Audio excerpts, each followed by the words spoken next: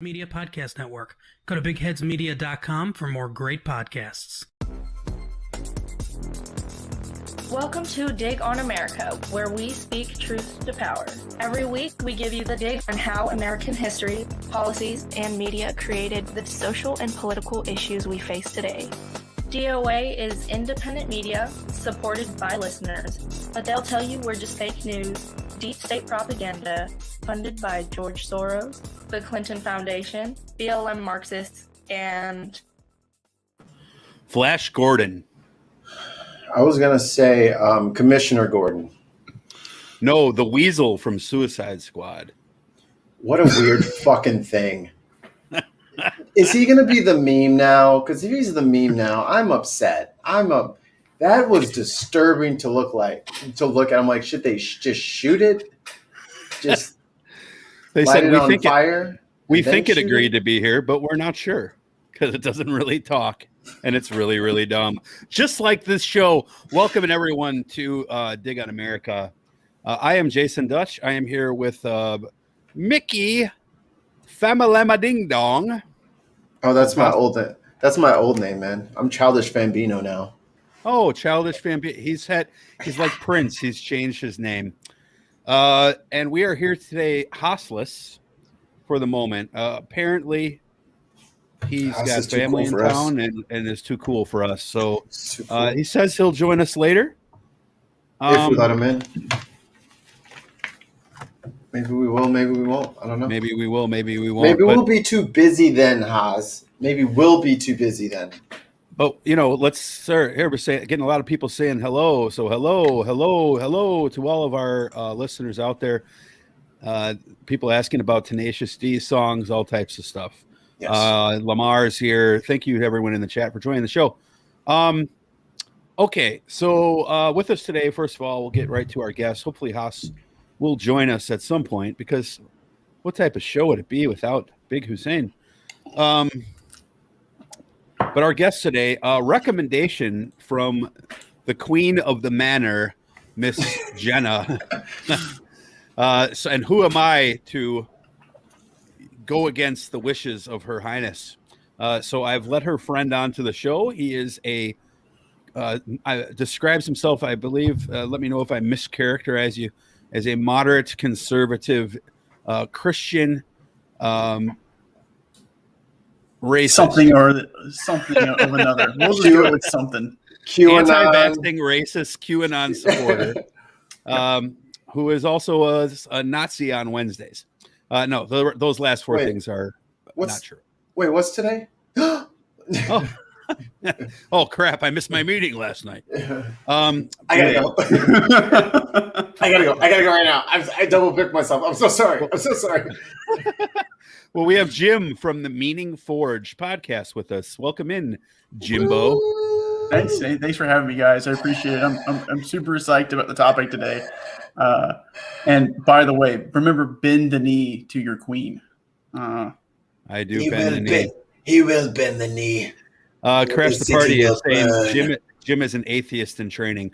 We shall see. Uh-oh, there she is. So welcome in, Your Majesty. I've heard the Queen is a reptilian alien. Oh, that's the Queen of England.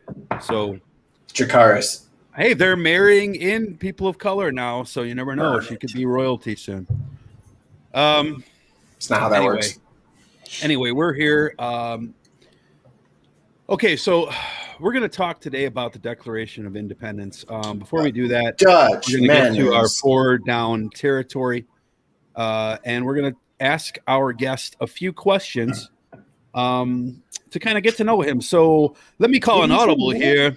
1327 said Jacksonville. What? Omaha. Jacksonville. As I'm doing this, I totally forgot that there was something else I was going to do. So let me do that right now. But while we, so sorry if I'm multitasking here. But Jim, we'll start out with Mikey asking you the first question in the 4 down territory. I refute. No, okay. You're a Lord of the Rings lover, from what I understand. If you had to pick a race to be No, never. in Lord of the Rings, you have to pick one. Oh yeah. Oh man. Which race would you choose if you could choose? Oh, got him. That cuts to the core. You know what? I'm just gonna go straight to the Godhead. I'll just be a Iluvatar. What is it? The Godhead, Iluvatar. Oh, see, that's a cheater. See, this is the thing. Isn't that a purse? Louis Vuitton, yes. No, Louis Vuitton. so in the Silmarillion, that is the major god above all gods that creates the whole world. But if I were to pick a race that he created, I'll go with the elves. I think I don't know. I have an affinity for the elves people. Yeah, there you go. Remember, it only counts to read. Every try. What did he? Okay, there's an audio version of this podcast. What did he just show you? A copy of the Silmarillion. Okay, it wasn't Mein Kampf or anything like that. All right, so we're good. No. Do you think I own that book, Dutch? Do you think I own that? Hey, you know what? It's very good. It's educating yourself and reading different perspectives. That's what you would have me do. You would have me good, read fucking crazy batshit off the wall things like you got to see where they're coming from. No, it's a good piece of literature. Actually, I have to change my mind. I'll just be a complete I'm going to change it. Numenorian. Oh, like Aragorn. But around here, we just call him Strider. Yep. I don't have any idea what any of that means. Okay, so Jim, your favorite, as the car rolls by, as your favorite 90s rock band. Oh, that's not fair. That's dirty. Dirty. It's classic rock now. And oh man. Don't you ever say that again. Get him out of here, Dutch. I will not have this. No, it is fact, man. We're getting older. Well, he's a Christian, so he was going to say, well, can you say 80s so I can say Petra? No. I'm thinking, I'm bouncing back and forth between Jimmy Eat World and Blink 182. But if I had to pick one, Blink is a strong answer. You know what? Just because you said that, Jimmy Eat World. Good Charlotte gets no love, man. I'm with Roll Tide. It's Rage Against the Machine. Yeah, all right, too, man. Haas, you're up. Oh wait, Haas is not here. Shocker. I forgot my second one now. That puts you up again there. I can think of another one on the spot.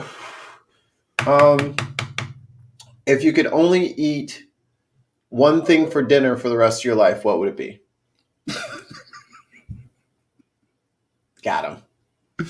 No, creamed corn. Creamed corn. Oh, what's the most savory unleavened bread I could find? No. Oh man, I would have to go with steak, medium rare. And you know what? What's your side? Oh man. No. Hold on. You don't get to cop out like that. What cut of steak? With fillet? He's very seldom right, but at this point, he finally got one right. Yes, I need the cut also, please, if it's going to be steak. The dry aged tomahawk steak. Jesus, a millionaire over here. Hey, if I can eat one thing, I mean, we didn't talk about money, so it just shows up. It just shows up at your house from Skip the Dishes or whatever it's called. You guys say George Soros sponsors you guys. So I'm sure I can get it. Okay. Yeah. Speaking of which, George, a little late on your payments. The check's late again. Again, George. Jesus, for a billionaire, you are a shitty funder. Who is your fucking accountant? Hillary Clinton. No, here's a question: how would you cook your steak? In a cast iron. Oh, that's a way to do it. That's the only way I do it now. I've upgraded from the grill. Okay, nice. Are you searing it with oil? Now here's a hot tip for all you steak heads out there. You do a sear with the olive oil on the one side, and when you turn, you drop the heat way down. That's when the butter comes in. The cast iron's still hot. It's going to melt the butter almost instantly. It's going to mix with the olive oil nicely. And there's your brown butter that you baste over that bad boy for another 15 minutes. It's great. Well, the heat is very low. That's why. It's very low. There's so many different good ways to cook steak, though, and one way that I stumbled on it was salt block. So you get a salt block and heat up the salt block. You don't season the steak prior to, because the salt block will do that for you. I was about to say, it seems like plenty of salt. Don't put any some more salt on it. You don't need it. And then you heat that salt block up perfectly, and you throw that steak on. You just start buttering that thing. How do you heat it? You just slowly throw it in the in a fire grill or oven or whatever to get it up to temp. And it takes a little bit of time, but it might be wiser to take a saw and cut a thin layer of the salt block. Like get yourself a little salt slab for easy. Yeah, you just cooking. take it out. I take it out to the garage. I put it on the circular saw, and maybe the bandsaw, perhaps. And then take it. All right. So here's what you got to do: go into Home Depot, buy a salt block, walk up to the lumber department, and be like, "I'd like this cut into 12 even strips at 1 inch each, please." And then I remember my friend used to do that, but whenever we would wash them afterwards, it was just they were gone. It was just nothing. The cleanup is a breeze. Yeah, there you go. Nothing on the dissolving salt joke. My last question is your favorite Democrat president of all time.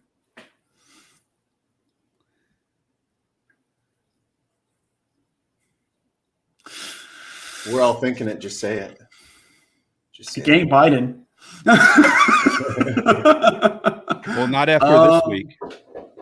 And it ain't Carter. That's actually the easy answer. I love Jimmy Carter. He was a horrible president, but he's just a good person. The thing too is the Democratic presidents there were some good ones. In some of the olden days. Nope. I'll just go with Kennedy. Well, he's still alive according to QAnon, and so is JFK Jr. They're both still alive. All right, so there we go. Another successful 4-down territory on DOA podcast. So first of all, thank you to the folks who have been posting all these awesome pictures with your shirts. Ari and Tons of Mice and Delvin Cox, Kyle Hester, everybody with their shirts. We appreciate all of the posts that you guys have been putting out there online. I do have a real quick couple of iTunes reviews that we've gotten lately, which I did not read. One of them is actually from April. The other one was just from a few weeks ago. So my apologies for the late one on April. I just didn't notice it. It is from April. This is from Reservation for Jay. I think it might be Jerry. Kind of got cut off a little bit. A great listen. This show covers some of the most sensitive and important topics in American culture today. It tackles the hard issues with informative and straight to the point opinions. Cannot wait for the next episode. So thank you to Reservation for Jay. I think Jerry. My fault for taking a bad screenshot. A hoot and a half from, we know who this guy is, Ralan Wolfhart. Wolfbane from the Game of Thrones family. A fun and insightful look into politics mixed with some spicy ravings. Speaking of spicy ravings, so we're going to talk about the Declaration of Independence, but I'm going to put us on a 10-minute tangent here. Maybe House will be in by the time this is over. So this is an American podcast. And America has been in fucking Afghanistan for 20 fucking years. What's happening in Afghanistan right now, and I'm going to rant for a minute, is a humanitarian crisis. It is a fucking bipartisan American fucking failure. We have 4 presidents who have all, to varying degrees, failed in this fucking endeavor. When are we going to learn our fucking lesson and stop trying to topple and rebuild fucking Middle Eastern goddamn governments? Okay, there we go. I mean, we did this in Iran before the Ayatollah came in. Iran was, became like a somewhat Western culture. Yeah, Ayatollah came in. Women were no longer Operation allowed to wear Ajax. dresses. Yeah, we did this. We didn't do this in Syria, but we fucking tried through proxy wars. Yeah, it's the one thing that we do in a bipartisan fashion, right? Guatemala, Yep.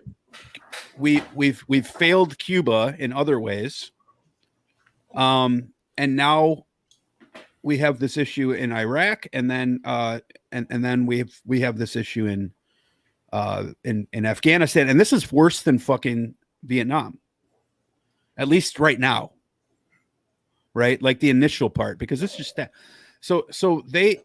This is a fucking failure of the Biden administration to prepare. I am not blaming all of this on Biden. He's been in office for 8 months, 7.5. But guess what? You are in charge right now. It's happening on your watch, so you get to own it. And for the most part, he's at least trying to take some accountability. But this Jake Sullivan, your national security advisor or foreign policy advisor, whatever the fuck he is, he's got to be fucking fired, because this guy did not have the foreign policy experience when you put him into the position. And we criticize this under Trump, putting people who are not qualified into position. We're going to criticize you for this too. Ben Carson is the perfect person for HUD. How dare you? You're absolutely right. He's urban. Look, Trump fucking destroyed our foreign relations over 4 years. Yes. But where's the strategy that you've used to come in and fix all of this? You haven't. We just had a fucking humanitarian crisis. It's still ongoing in Cuba. Have you ended the embargo? Nope. Now we have this going on. You have people who are fucking clinging to fucking airplanes that are taking off in the goddamn airport and dying. What the fuck? When are we gonna fucking stop interfering with fucking Middle Eastern countries and trying to fucking rebuild them in our own goddamn image? I mean, fucking Trump and Pompeo goes on fucking Fox News. And good on Chris Wallace for calling this stupid fuck out, talking about how Biden's fucking up. And I agree, he is. But you're the asshole who sat there and fucking released 5,000 fucking Taliban, one of whom is now going to be the goddamn fucking president. You let that motherfucker go. The fuck is wrong with you? Talking about, we didn't trust him, but we just trusted him. Handshake fucking deal. What is this, fucking Chick-fil-A? Jesus fucking Christ. I mean, you had Obama run fucking drones over these motherfuckers and fucking pulling our troops out in, what was it, 2011, early 2011, or late 2011, early 2012. And then saying, "Oh, we're going to pull out 10,000 troops, and then we'll bring it back 20,000 in summer." But we know, I'm not the good Obama impersonator, Mikey is, but we know that they're going to have a spring attack, so we're not going to be there for that. Instead, I'll just run drones over and fucking kill more Muslims than any other fucking U.S. president. We're not talking about Taliban Muslims. We're talking about fucking civilians.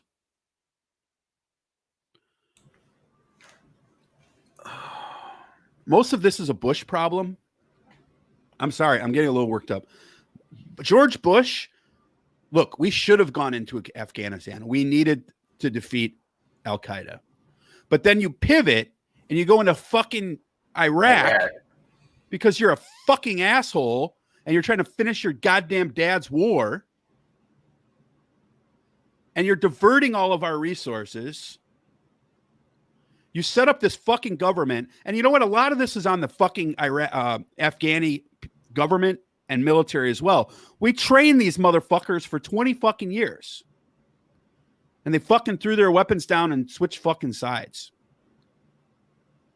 The fucking president's fleeing the goddamn country, taking his millions and getting the fuck out. All these assholes trying to keep this war going. We had fucking bin Laden twice.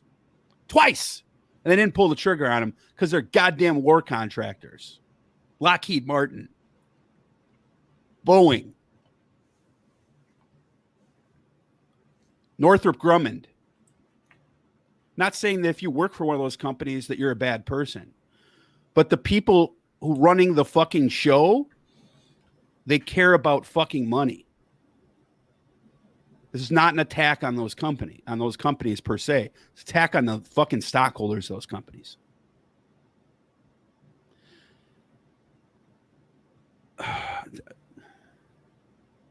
And also, because I'm 34, so 9/11 happened when I was 14. That's all the guys older than me, and most of my friends, when we got old enough, everybody enlisted. I ran to enlist. They didn't take me, but I fucking ran to the Air Force recruitment center. So there's like, I don't know, a generation of my friends that went to war. Some of them came back, some of them didn't. And some of them, even the ones that came back, they are not the same person. And they're forever changed. And they don't get that back. And the things that they did over there, they are not proud of. They are ashamed of. They are haunted by. And they can't get rid of it, and they can't undo what they did. No, you can't undo what you did. And now we need to do but now we need to do something.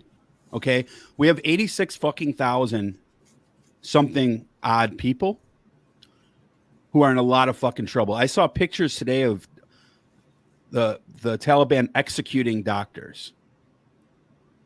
Now, let me qualify my statement. I saw these pictures on some right-wing news channels, but the people who were the military people who were on those shows were not the ones spreading disinformation. It was like Victory Channel. You can go fuck yourself.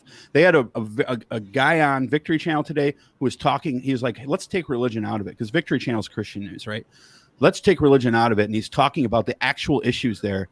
And then what does the Victory Channel host do? This asshole, this monster. He goes, this is why, ladies and gentlemen, we need to confront our woke children. Go fuck yourself. This has nothing to do with your kids being fucking woke. This has to do with your fucking generation thinking you can do what the fuck you want in the goddamn world. You have 80-something thousand people who need to get out of this country. And fuck you to these fucking men who are fucking crowding these goddamn planes. Have you fucking noticed that these fucking planes full of refugees are full of fucking 75, 80% men? Get the fucking women and children out of there. They're the ones who are fucking going to have problems. The women can't even leave the house. So these cowardly ass fucking men are running out and leaving their fucking women behind and trying to get on the plane to get out of fucking Dodge. Go fuck yourself. You fucking cowards. And then the media companies out there, and there's a lot of great journalists that I've been looking at videos for the last few days in Afghanistan. They're sending the fucking female goddamn reporters on the front lines. One of them got their goddamn nose sliced off.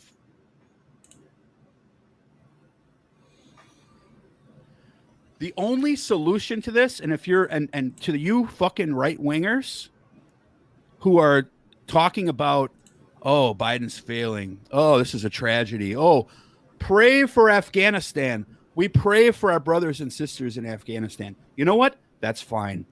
I agree with you. Let's pray for them. When you're done with your prayer, call your fucking congressman, Marjorie Taylor Greene, Lauren Boebert, whoever the fuck it is, Nancy Pelosi, I don't give a fuck, and tell them that we need to take in every single fucking refugee possible and grant them fucking asylum, because you don't get to sit in that goddamn country for 20 years and then pretend like we don't have any accountability. I totally agree. We need to be out of there. There's no way that this was going to be a good situation after 20 years if we waited till year 22. It wasn't like they were magically going to have a better military then. I get that. But get these people who helped us and these people who are trying to fucking cling to the wings of airplanes the fuck out of there. And Britain and France and Norway and Sweden and all these NATO countries as well. You guys got to fucking step up too and get these fucking people out. You fucked up in Syria. You fucked up in Iran. You fucked up in Iraq. Don't fuck this shit up. It's fucking people. Jesus fucking Christ. And their life was not our standard of living before we got there, but at least it was on their terms. We took that away from them, and now the bullies have the White House over there. Now the baddies have now they have the presidency. Now they have the control. We're directly responsible for this. Directly responsible. This from, put it back up. This from Roll Tide LBC. Thanks for the comment. Dems were pissed because Dumpster Don abandoned the Kurds in Syria. GOP turned to blast Dems for abandoning the Afghans. Guess who put the plan in place? I'm not absolving Biden. Guess who put the plan in place? He wanted to have a goddamn summit on 9/11 with the leaders of the Taliban. Trump. Jim, what are your thoughts on this? We only got 3 more minutes on this topic, and we got to get to the main topic. But I want your opinion on what's going on here from the right wing. Jim, if you could just say "fuck" at least 30 times. It is in my lexicon.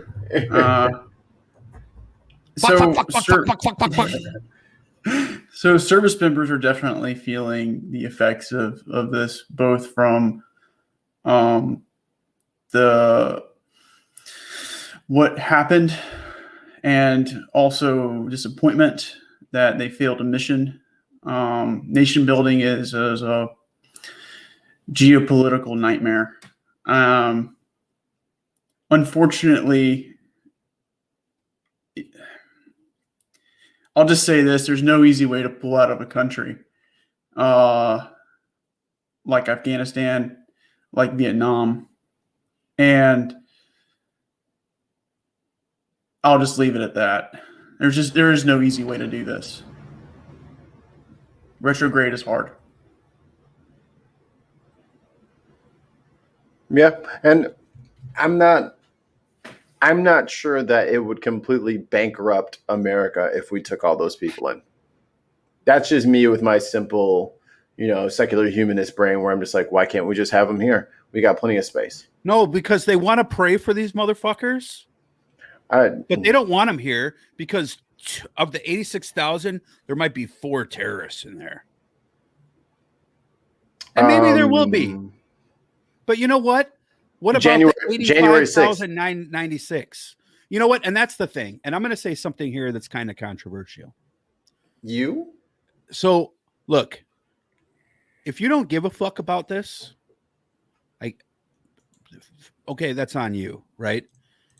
But we sit here in this country, and this is why, and I know I speak for Mikey and Haas at least to agree on this.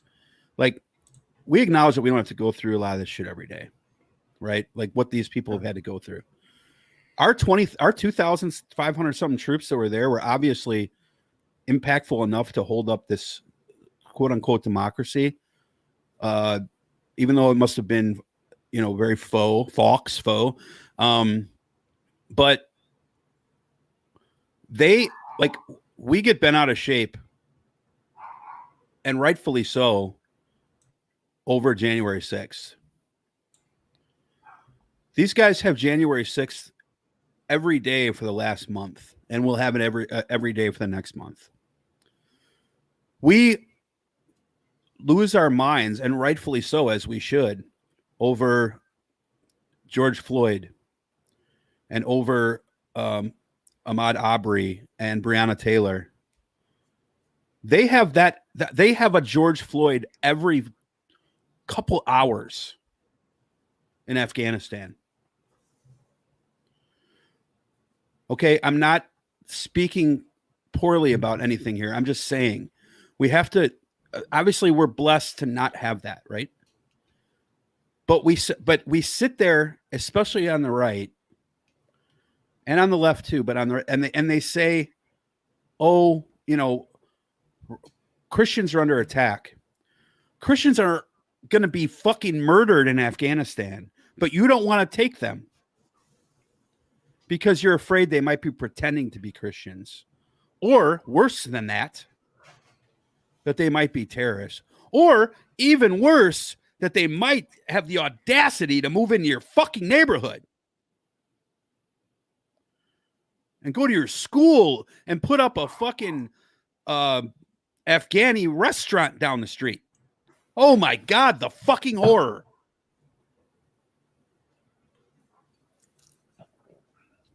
People are fucking sick, and I fucking can't stand you. Well, I think we should bring all the refugees in, and then if you don't like it, you can leave. That's what they tell us. That's what they tell me all the time. Oh, you don't like when the fucking cops are just disproportionately jailing and killing unarmed black men? Then you can fucking leave. If you don't like the fact that we have all these refugees here from a country that we fucking totally destabilized, then you can fucking leave. You can go to Afghanistan. There's tons of places to rent. Mad cheap. Yeah, I mean, I don't think it's fair to say that we destabilized Afghanistan in this particular case because they were under Taliban rule when we got there. But no, we failed destabilized the Middle East. We destabilize the Middle East all the time. This particular case is a little bit different, and I grant that. But now you're leaving, and they're going to take right back over. And you thought, I read in the paper the other day, I forgot which one, it was Kandahar or Kabul that they took first. They said, well, we're cool for a minute. We got about 30 to 60 days before they get to the capital. They got to that motherfucker the next day. That's a failure to fucking and with intelligence. You know, and it's like, but what did we do right before World War II? We turned away how many Jews? Sent them back. They ended up in concentration camps. Let's not repeat our errors. And I'm done. This from Tim in the chat. Thank you, Tim. There was no good time to leave. The Trump administration messed it up. The Biden administration seemed to have no plan for the eventual Taliban takeover. And Roll Tide again says, we as a nation haven't a clue what suffering is. We think we do, but not a clue. There are declassified documents that have us clearly destabilizing the Middle East and the effects of both Afghanistan and invasion to Iraq. I think you can find them in the foreign relations area, but we've definitely had a role in destabilizing. Oh, Big Hoss is here. Anyway, I'll no, go ahead. Go ahead. No, you're fine. We've had a role in destabilizing, and there are, unfortunately, the reality here is nation building is not an easy thing to do. It takes a lot of time, and 20 years is not a investment, a long enough investment. I will say that right now. And the reason why is because Germany post World War II, I mean, that investment went on for quite a while. Mm-hmm. And more importantly, I mean, if you want to use another example, I'll use a slightly more brutal example, but the English and the Scots, right? That was a long game to outplay the Scots.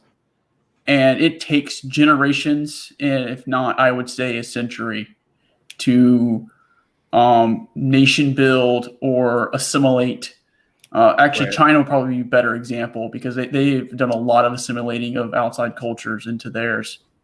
So it's a geopolitical blunder. It's a quagmire. Alexander couldn't hold it. Russia definitely couldn't hold it.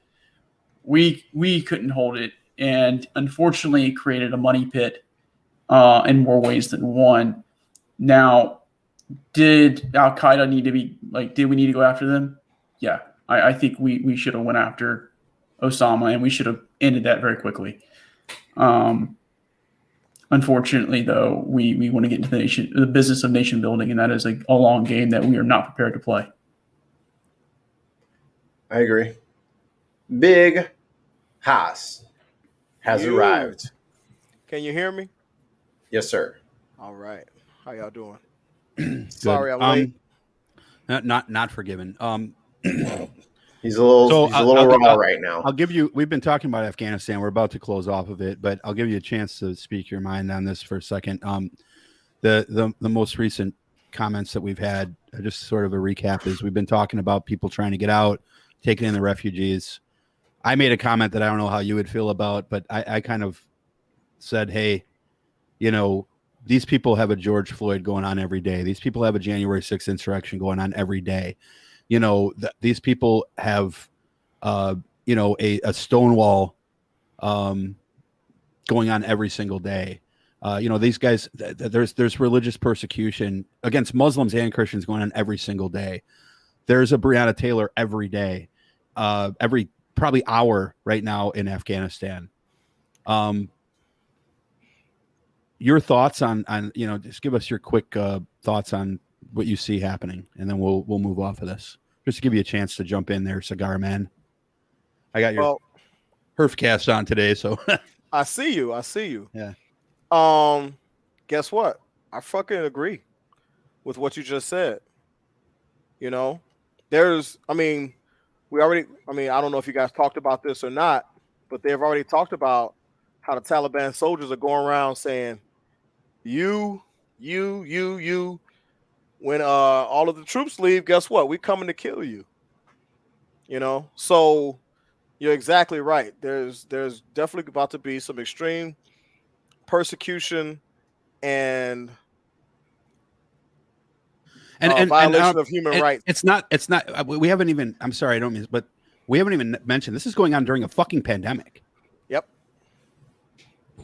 And I saw one of the comments said that there was no good time to leave. Exactly right. I feel like you're damned if you do and you're damned if you don't.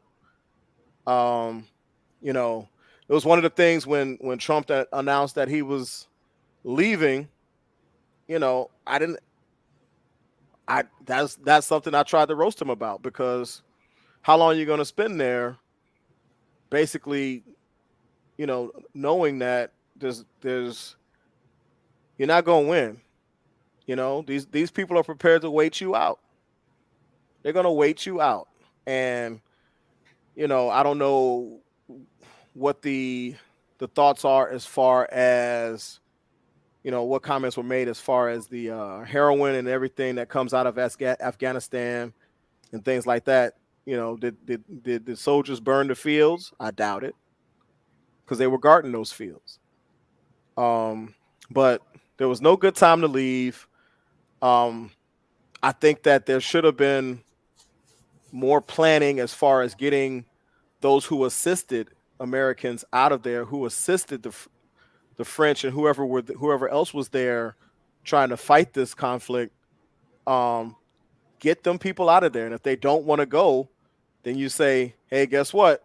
We gave you a chance, because you know what's going to happen. I mean, when the deal was made, and in my opinion, the deal was flawed, and he should have had some sort of agreement in place between the Taliban, the U.S., and the Afghani government. He didn't involve the Afghani government. They weren't even fucking there. They were, as far as I read, they were saying that part of the agreement with the Taliban was that they were going to enter into negotiations with the Afghani government, and obviously they did not do that.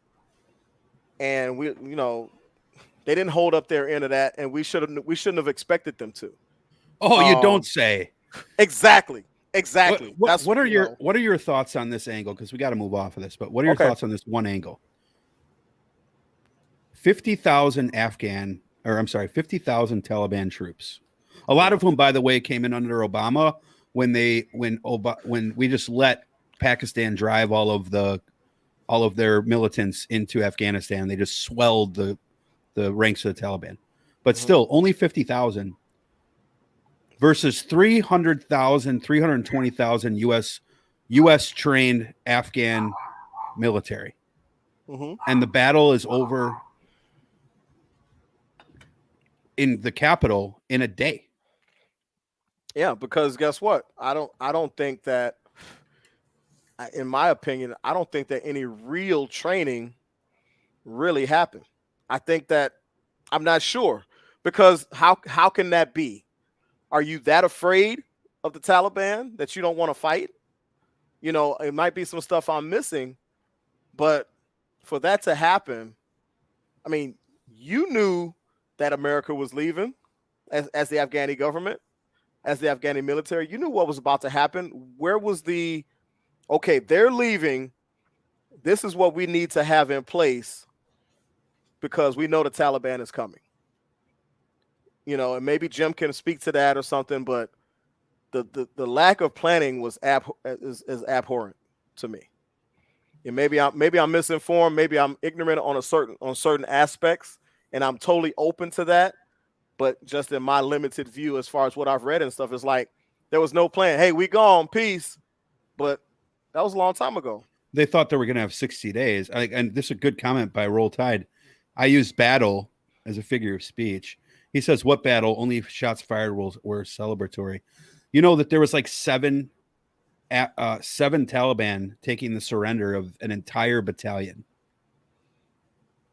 I mean, who is there? Who are they? The fucking Justice League? Right. Are they led by Omni-Man? I mean, what the fuck?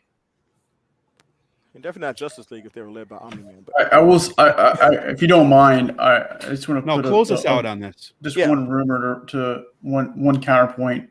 They were trained. Our men and women did train them. The issue, I think, boils down to their leadership in more ways than one. You can train how to use a weapon, but there's some training like courage, fighting, values, like what you're fighting for. Those things are a little harder to train on. Sure. And again, I'll be very cautious to say no training occurred. Because many of my friends have trained, and I've worked with multiple international partners. I never deployed to Afghanistan or Iraq, but I've worked with many people in many countries, and we have trained, and we have seen different militaries, and the issue kind of boils down to a leadership / value structure type of thing, and the sad part of this is, and if hopefully I don't come off too crazy, but you have to have a big flex. Like you need to show your muscles when you retrograde.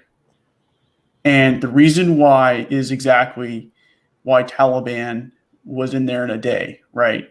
You need to flex. You need to be there's a point to be aggressive in the retreat or leaving an area. We would call that bounding overwatch or something like that, right? One team lays fire, the other team doesn't. From an American perspective, we have plenty of strategic assets in order to maintain that. We'll call it a buffer, right? Right. To keep Taliban from doing that. And that, I think, is one of the biggest blunders is we did not flex at all. Just kind of backed out. Yeah. And what you said, and what you said is true, because you can't look at the Parkland, Florida shooting. That security guard was trained. When that guy started, when they came in there and started shooting, or the shooter came in and started shooting, what did that security guard do? He ran. He hid. Yeah, he ran like a little bitch. And guess what? He got his job back.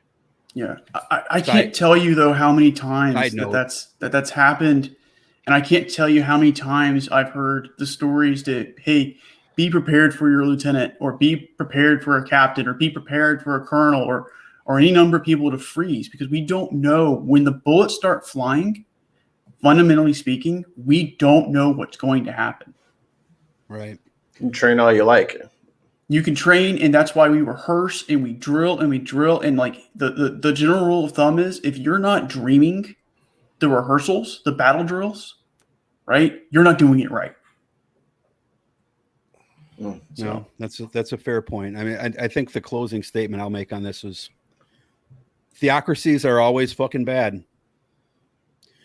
So I'm not sure why people want them here. Now can I tax the church? Yeah, you can tax the Taliban today. All right. So with that being said, let's get into our topic. So today we're going to take it back and we'll get the little brand here. Mikey will get a brand up that scrolls across the bottom of the screen here that says the dig on the Declaration of Independence, because he's the best producer ever.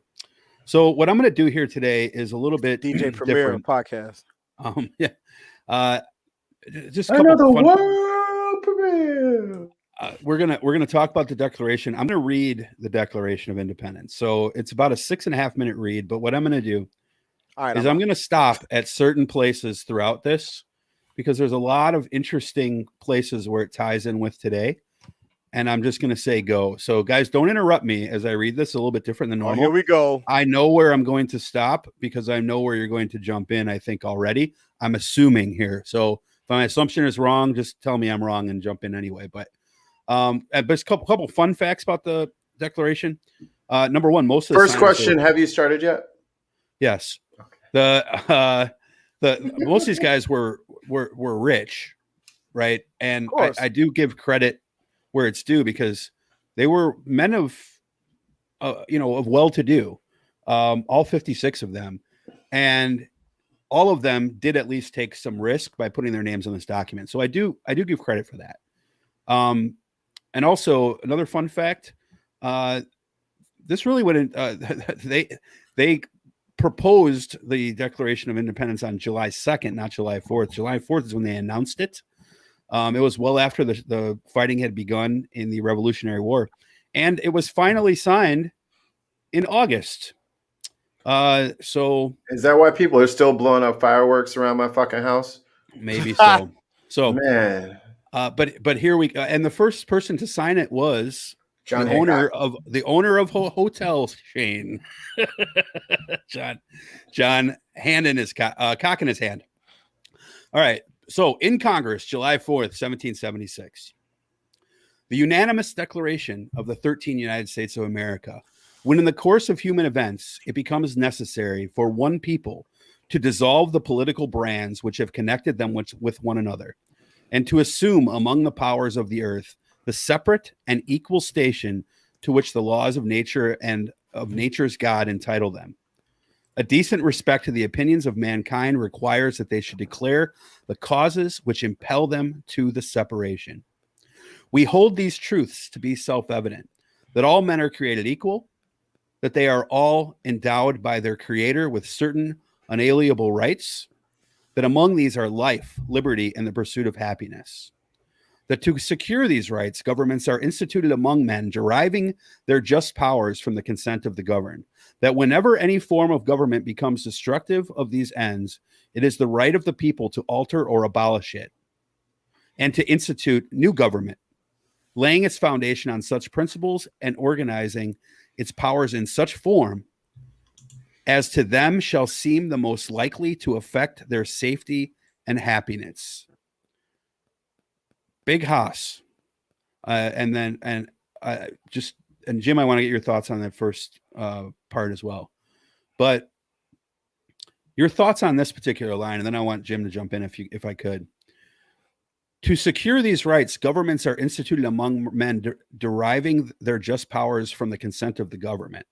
That whenever any form of government becomes destructive of these ends, it is the right of the people to alter or abolish it and institute a new government. Mikey and Haas, your thoughts on that particular piece?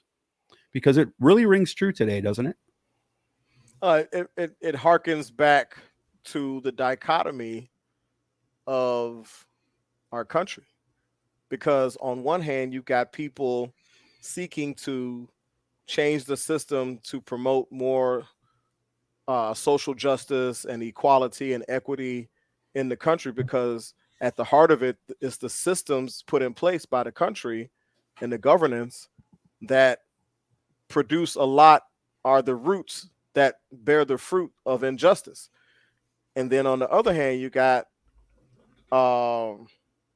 folk who view anything with any government run by people without the right letter in front of their name as tyranny, and thus not fit to be in power. So they storm the halls of Congress to overturn the election, to put the people that they believe should be in power back into governance. And then you have, of course, the dichotomy of the treatment of the two people. So, you know, and I've heard many a far right person use that little bit with the when we find the government or whatever, and I'm paraphrasing, to be destructive to et cetera, then it is the right, you know, to abolish it. And you know, you hear that a lot from certain folk. So, Mikey, as a revolutionary, what's your thoughts on that? Sounds like they're saying defund the police, and I could not agree more. Sounds like right there. It was written right there in the Declaration of Independence. If your police suck, defund them and make them do shit that they're good at, not shit that they're bad at. Jim, what is the line to you? Because you're a Christian, and I mean, I fancy myself one as well, but I think we're a very different type of Christian. That's not a slur. But the separate and equal station to which the laws of nature and nature's God entitle them. All men are created equal, endowed by their creator with certain unalienable rights: life, liberty, pursuit of happiness. I didn't even talk about that. What does that part, because, and this, we'll spend more on the first two paragraphs of which we're on right now than we will probably on the rest, because a lot of it's just ranting at King George. And the rest are the actual list of grievances. Yeah, the beginning and the end matter the most. Mm-hmm. The rest is very interesting. But your thoughts as a Christian on, like, because it seems to me that Christians hang on this part as, well, this country was founded on Christian principles. Is that your read there?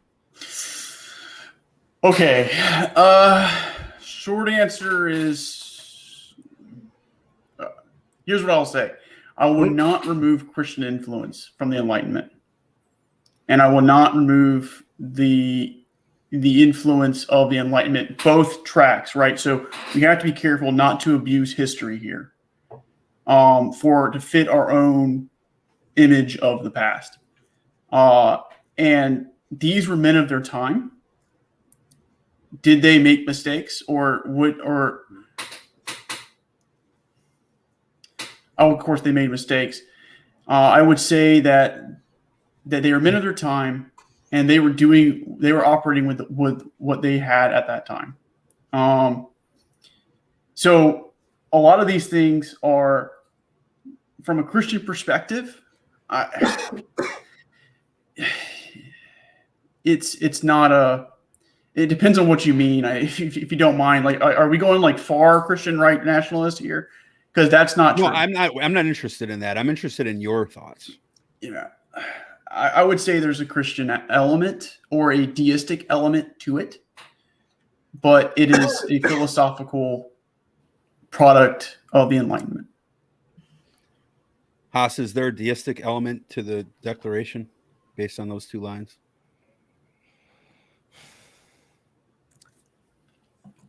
Kind of, sort of. You're going to have to do a way better job than that. This is a podcast, so I'm going to just okay. All right.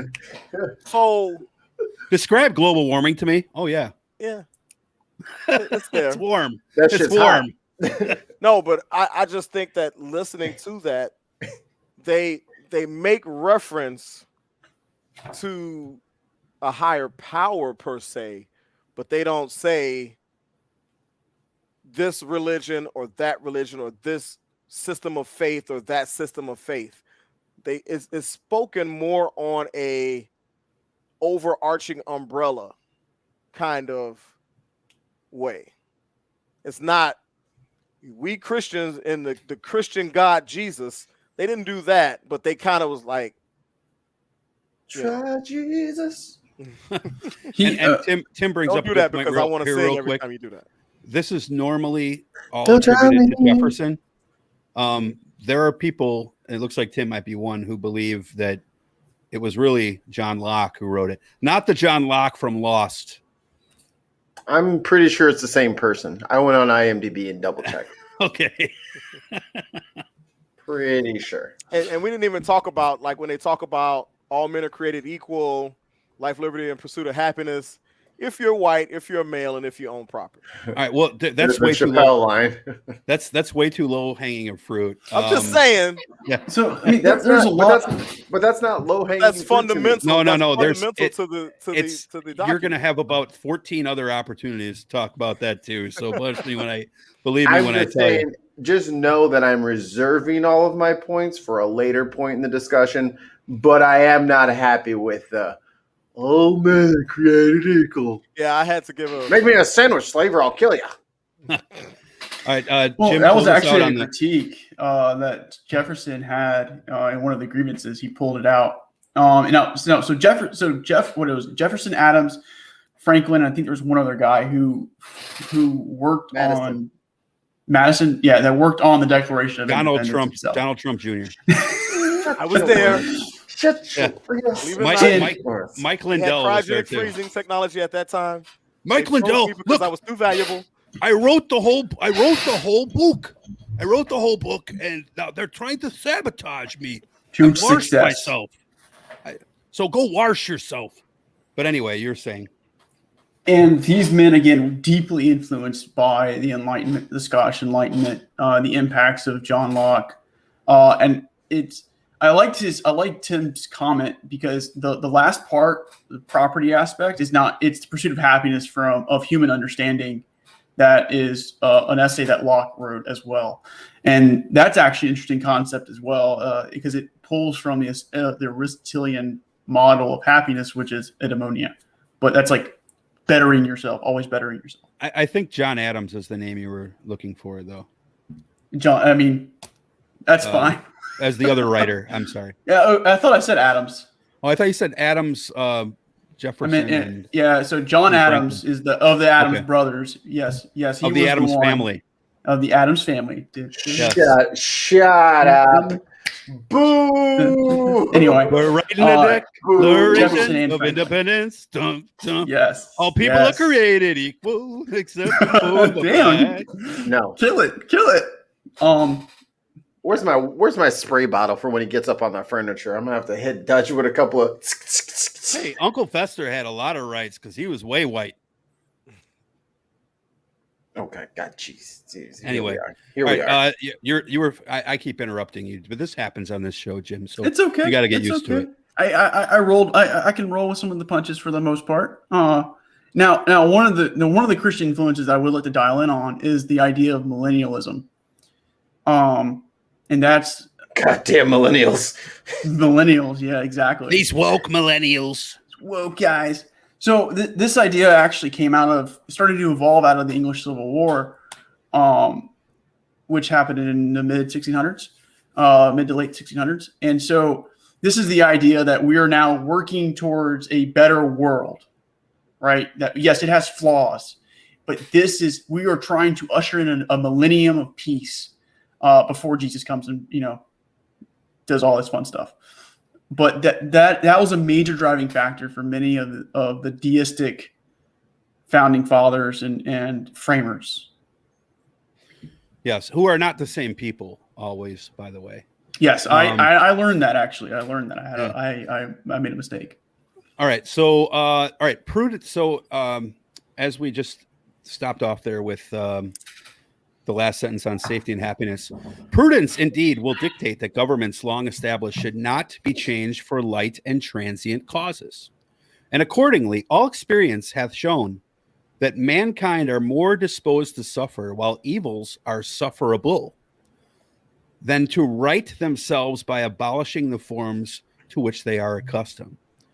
But when a long train of abuses and usurpations persuading invariability, the same object evidences a design to reduce them under absolute despotism. It is their right, their duty to throw off such government and to provide new guards for their future security. Such has been the patient sufferance of these colonies, and such is now the necessity which constrains them to alter their former systems of government.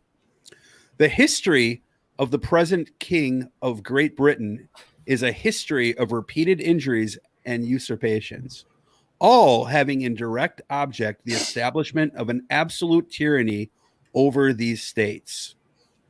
Yeah. Now they're going to give some facts here in a minute, but I want Mikey's opinion on that because I smell an opinion.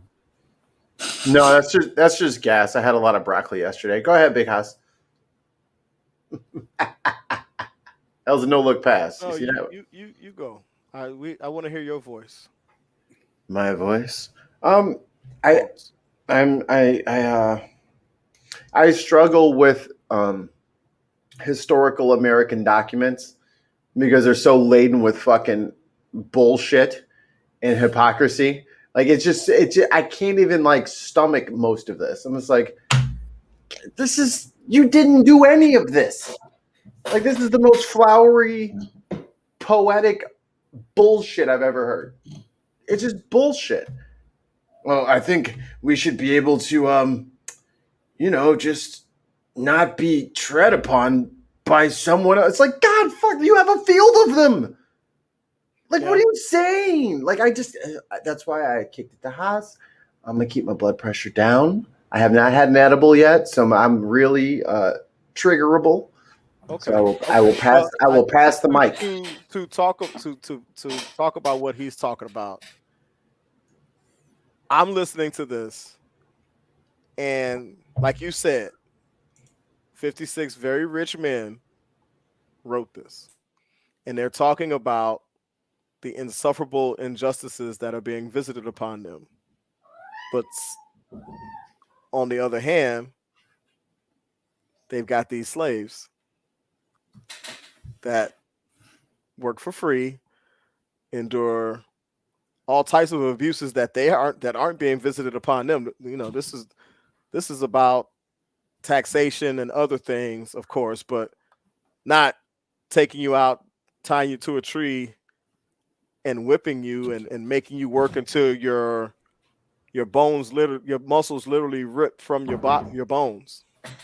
And so as Mikey says, you listen to this and you're just like, it sounds to me like a rich girl pissed because her parents bought her the Porsche she wanted, but didn't buy it in fuchsia. They bought it in yellow. You know what I mean? Insufferable. Well, and we also shouldn't forget that African Americans were not the only victims here. Native Americans had their land ripped from under them. Manifest destiny, baby. The house on the hill, that all sort of thing. So I'm going to move on here real quick. Well, so here's what I'm going to do here. I'm going to do this in a interesting way. So there is one of these. Go on. There is one of these. Here's where Dutch starts to strip. What do we call them? They got these nipple tassels. What they did next, okay? What they did next in the Declaration of Independence is they listed grievances against King George. Now, don't get me wrong. King George, I know Wayne is descended from him, but he was a motherfucking piece of shit. There is no historical doubt about the fact that King George was an asshole.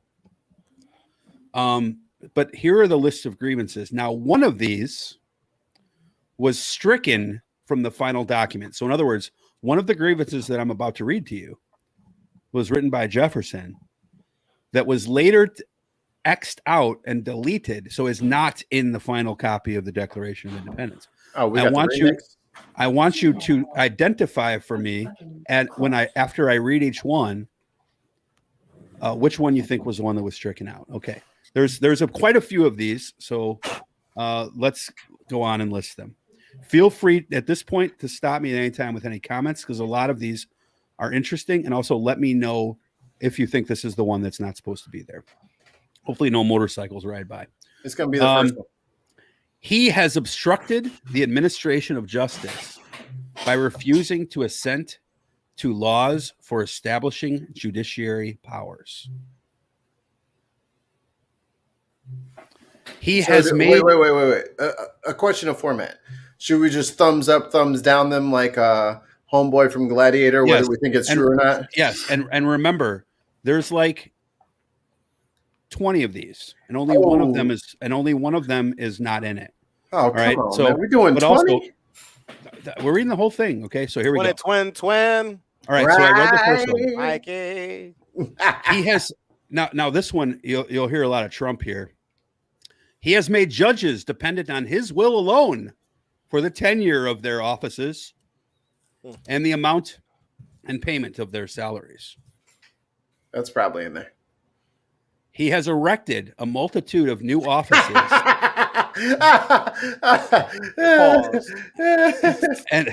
and sent hither swarms of officers to harass our people and eat out their substance. Pause. Why are you King George? Why are you letting your soldiers eat out all of these lovely young American women? It's their sustenance. That's how they live. All right. In some ways, I can't hate on that. So, real quick, Jim. Jim hasn't been giving us the thumbs, man. He has erected a multitude of offices and sent hither swarms of officers to harass our people and eat out their subsistence. Do you see any of that happening today? I'm not talking about the eating out part. That obviously happens on RedTube all the time. But what we are talking about give us our money. Americans today. Do you see this being an issue? Onlyfans.com/digonamerica. There it is, the OnlyFans reference of the night. All right. Yeah, I see it. Now the question is, which perspective do we want to go down? Yours. Yeah, and so for me, I'm kind of a small government kind of guy. So anytime you expand the government, you expand it through administrations and essentially like these policies making machines outside of Congress. That is sending forth officers to carry out your will. Oh, you mean like Alec? You mean like Alec? Like Alec, as in Alec, the GOP group that writes all the laws. Yeah. No, I mean, they're on both sides, so I'm not going to sit there and Citizens United would be the opposite of that. Yeah. So I would sit there and say I would condemn both sides of that equation. Mikey? Repeat the question, please. He has erected a multitude. He has erected a multitude of new officers and sent hither swarms of officers to harass our people and eat out their substances. That's what I'm saying again. And eat out their starfish. We're not going to talk about pop culture, but I have a starfish thing I really want to talk about. But we'll talk about it later. Really, you gonna really go starfish on us? Pause. It was a good movie. That was a great line by John Cena, by the way. Starfish is a slang term for butthole. Is that relevance here? No. He's got his little clipboard. He's pointing with the pen. All right, so let's continue on here. Since all right, I'm sorry. Were you going to? I thought you were. No. Let's go. We have 20 to get through. I'm not answering every one of them. He has affected to render the military independent and superior to the civil power. Stop me when it starts sounding familiar.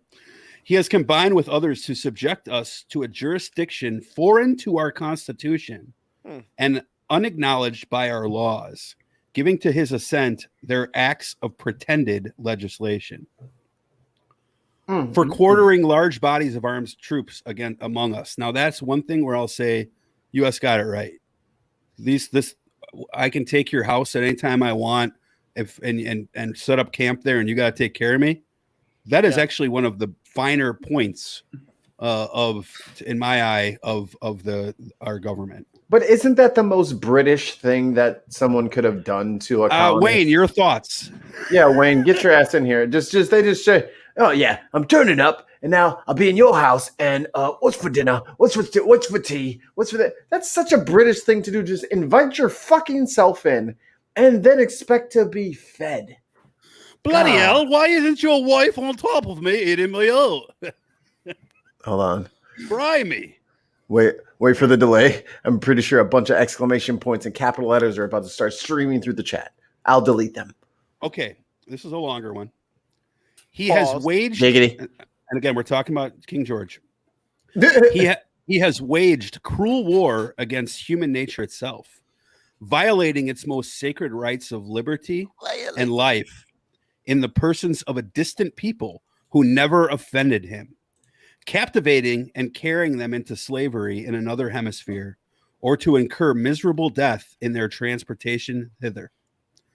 This piratical warfare of infidel powers is the warfare of the Christian king of Great Britain, determined to keep an open market where men should be bought and sold. Hang on, we have to go back because you said to get a thumbs up whenever it wasn't real. It's the captivating hemisphere transportation. They can't say that because they're doing. All right, that. let me finish this line here.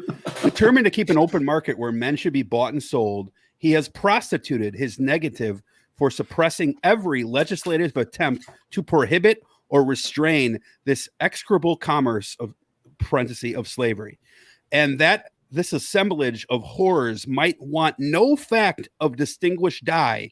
He is now exciting those very people to rise in arms among us and to purchase that liberty of which he has deprived them by murdering the people on whom he has obtruded them, thus paying off former crimes committed against the liberties of one people with crimes of which he urges them to commit against the lives of others, i.e.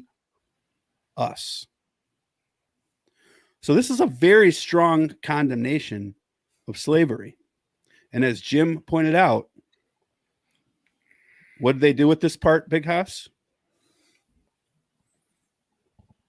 Got to get that out of there. This is an audio podcast. All right, Jesus Christ. I just said you got to get that out of there. Yeah, they struck out the entire part. Yeah. So the question that we have to ask is, why did they do that too? It's too woke. Had to get that out of there.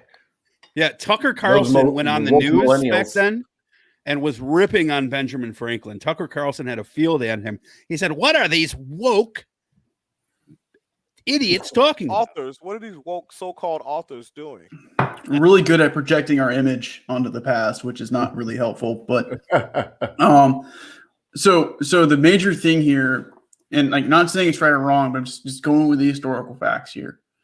Georgia and South Carolina were the major states that they needed, the colonies that they needed in the war. Like, and if they didn't, like this was something that, you know, those major people sat down and were like, because besides Jefferson, right? And you said was it Madison? No, I know John Adams and Benjamin Franklin for sure, but like they're the Northerners for the most part. Adams, very, very against slavery. And Jefferson, even though he had him, he was against him. It was a weird oxymoron relationship there. Yeah.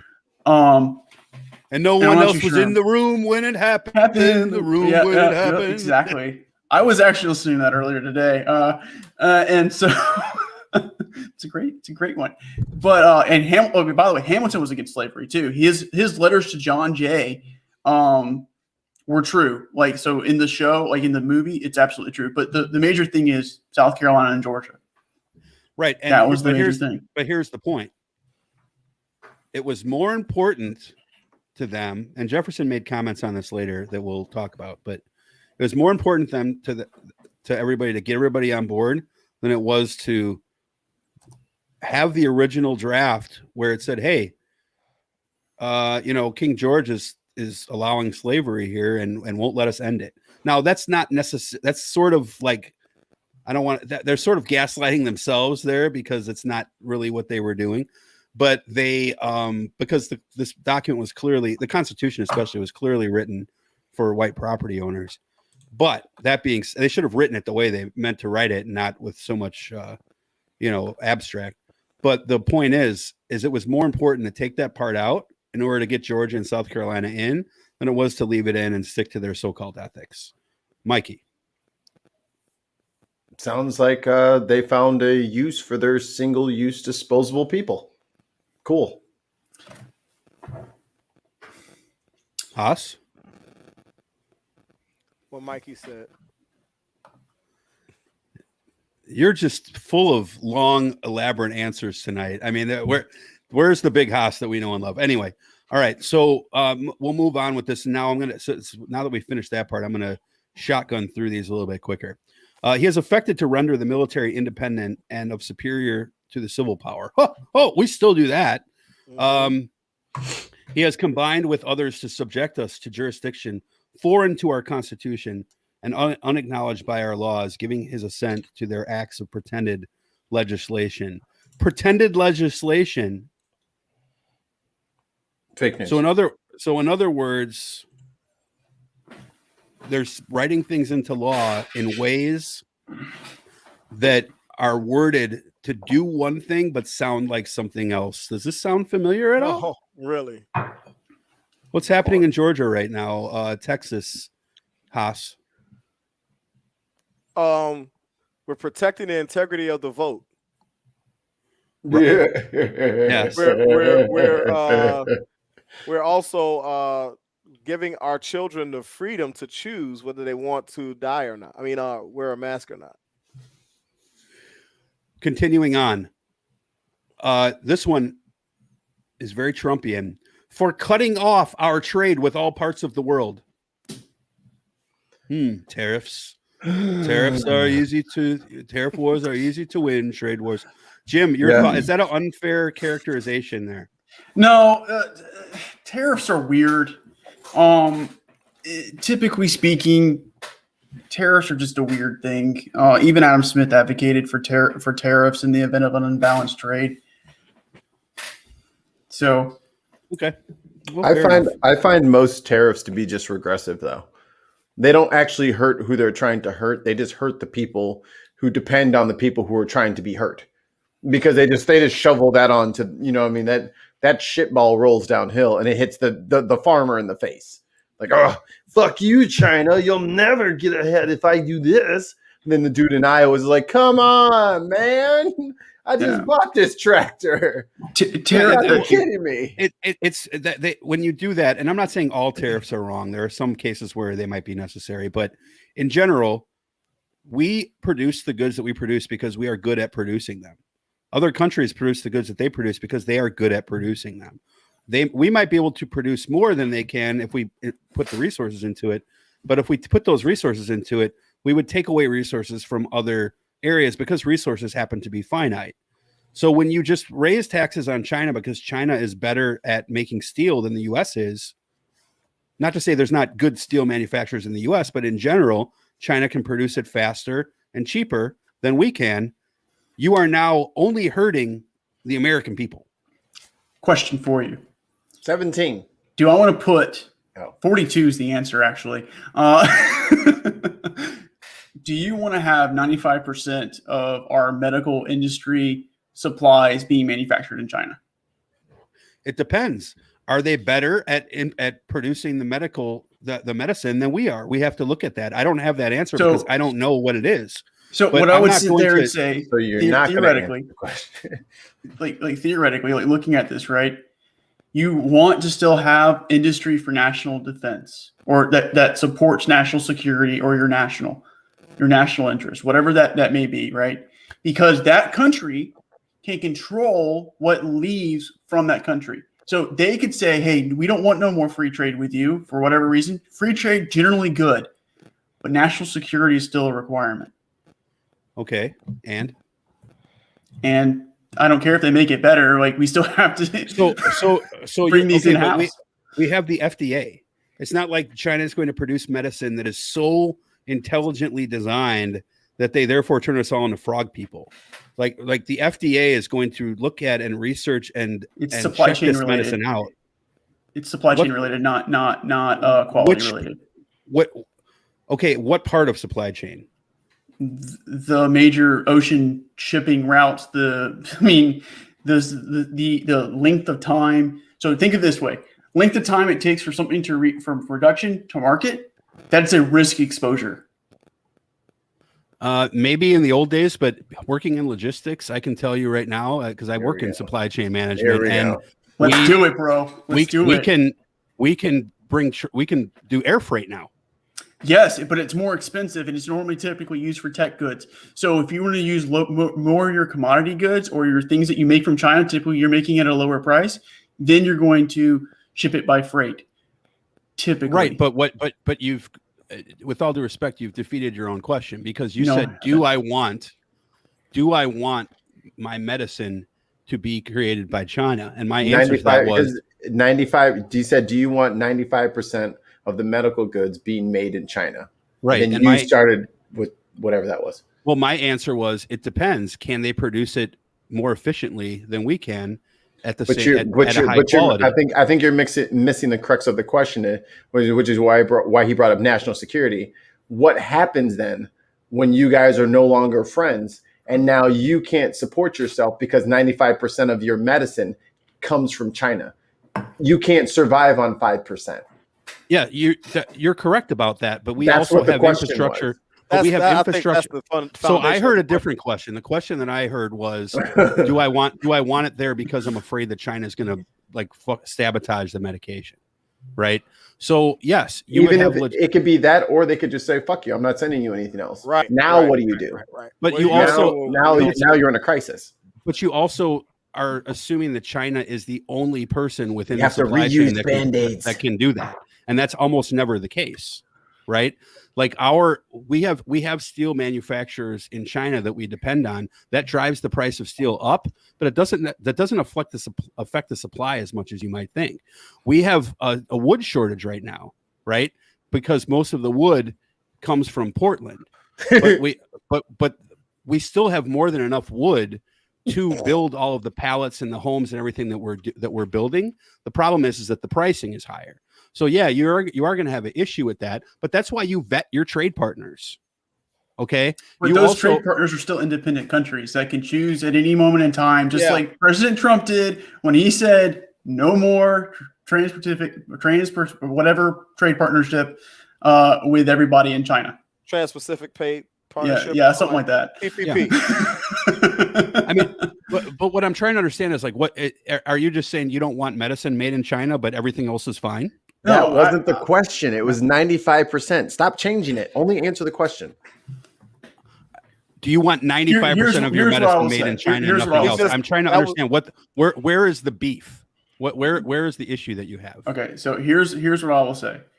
From me, right? Like, from my perspective, I think every country should have a strong industrial component, right? Manufacturing, all that fun stuff. Yes, we can absolutely use free trade. We can absolutely use comparative advantage.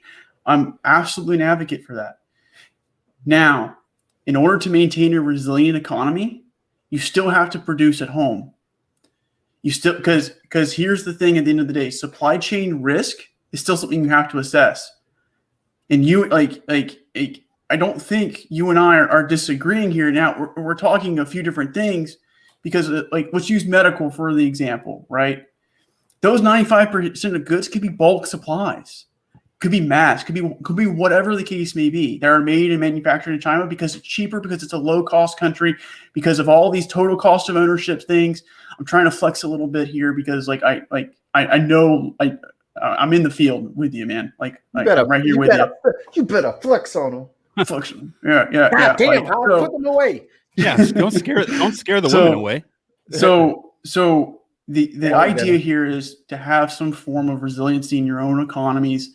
That way you can at least scale up production or something like that. And again, I'm still advocating for free trade. We've still used tariffs successfully. The American car industry, all other fun stuff. I mean,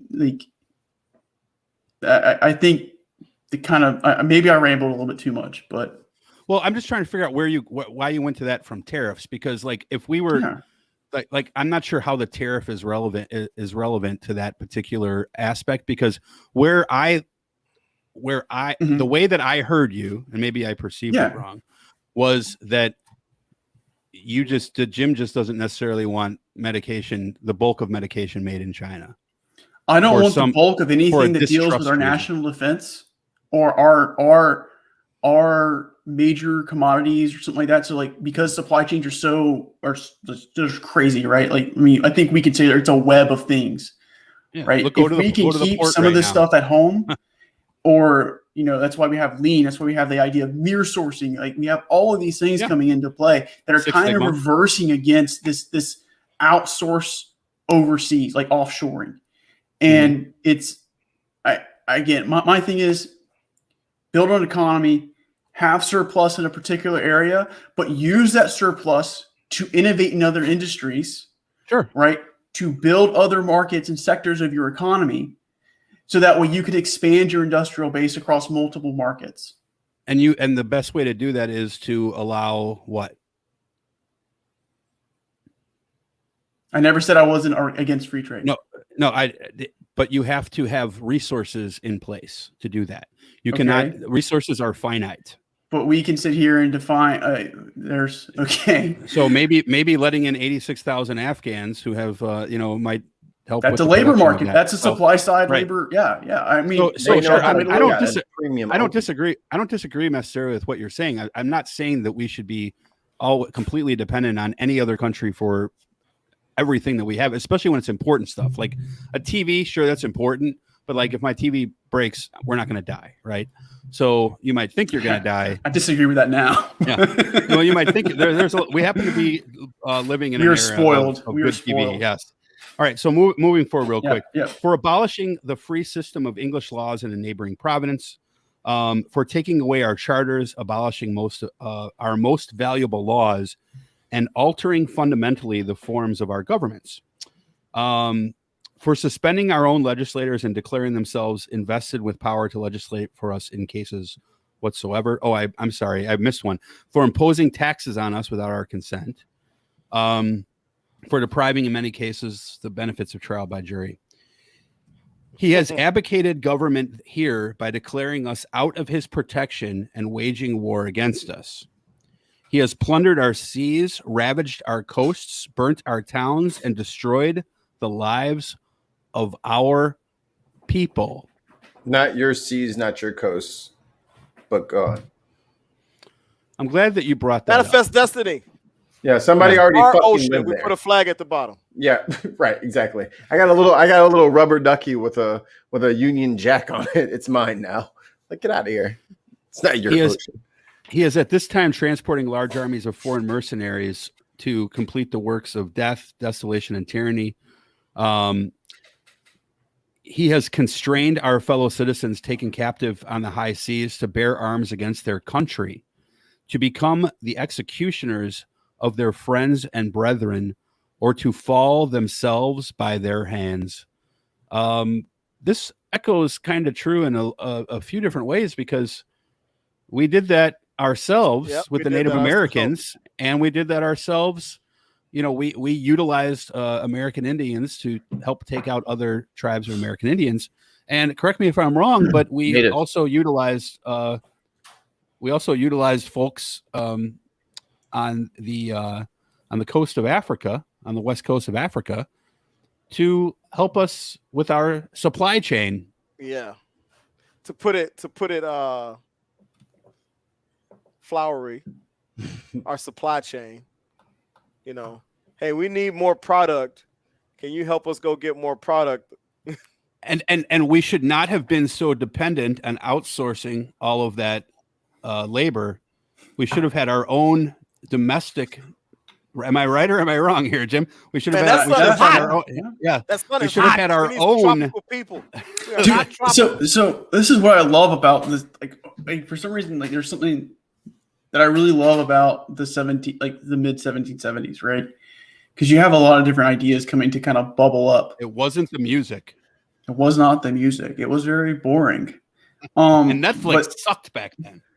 it absolutely took so did. long for one movie to load. Oh my! So You had to long. wait hundreds of years for it to load. Netflix and chill was not a thing, guys. Netflix and Netflix mummify. Netflix and die. No. What was it? It was again. I don't know if it's historical fact or not, but it was sack time. It was sack time. So remember The Patriot, where Heath Ledger's character is in a sack and like they do like the tea with ink thing. That was dating back then. Who wants to return to that? They're freaking weird. They didn't have deodorant or good soap. True. I'm gonna go with Fact. nah. All right, so he has excited domestic insurrections against us and has endeavored to bring on the inhabitants of our frontiers the merciless Indian savages, whose known rule of warfare is an undistinguished destruction of all ages, sexes, and conditions, because we only killed the man Indians. What the fuck are they talking about here, Big Natives. Here at the Dig on America podcast, we won't use the word Indians because it's highly disrespectful. We're going to say natives going forward, and if we do say Indians, we apologize and we'll do better in the future. Well, again, I'm reading from the text. But your sentence was not on the text. Favorite Native American tribe. No, that is literally exactly what is written in the Declaration of Independence. So, and it's important to evoke that tone, right? So, if they use the N-word, they use that term on purpose, and they use this term INDIAN, savages, on purpose. Because now in those days, the I word was not necessarily looked at so badly as savages was. Obviously, now we use the term Native American. But they wrote this particular passage the way that they did it with intent. Because what they were saying is that these savages, these lesser people, when they fight, they kill everybody. They kill the women, they kill the children. We don't kill the children Indians usually. We just take their land and make them homeless. We have ethics in our tyranny. And how smart were these people when they waged war? They literally stood in lines in front of each other and then just shot. It was because everything was only accurate to 75. Thank God yards. Mel Gibson came along and changed all that. I'm not standing in front of anybody with a muzzle loaded rifle. Hey. I'm not gonna let you. Not gonna risk that. I'll probably get behind a rock or something. Like, no, you must be brave. In the immortal words of Riley Freeman, I see P, I move. He saw P. He stayed. One of the big things there was it was gentlemanly, because British set the standard. Yeah, I agree. Like, fuck all that. Hey, you guys are cheating, hiding behind that rock. At best, you'd be wounded and go to one of their cutting edge hospitals. But that's why Marion was so disruptive, because I forgot his name, his first name, but Marion. So the guy that the models of the range, his team is the origins of the Rangers, right? The United States Army Rangers. Yeah, and that was what the movie The Patriot kind of got after a little bit, because they did guerrilla warfare. They used small unit tactics. They did not sit there and go. Ready. How would you like to be the drummer or the guy who had to hold the flag? I mean, you don't even they weren't supposed to be shot.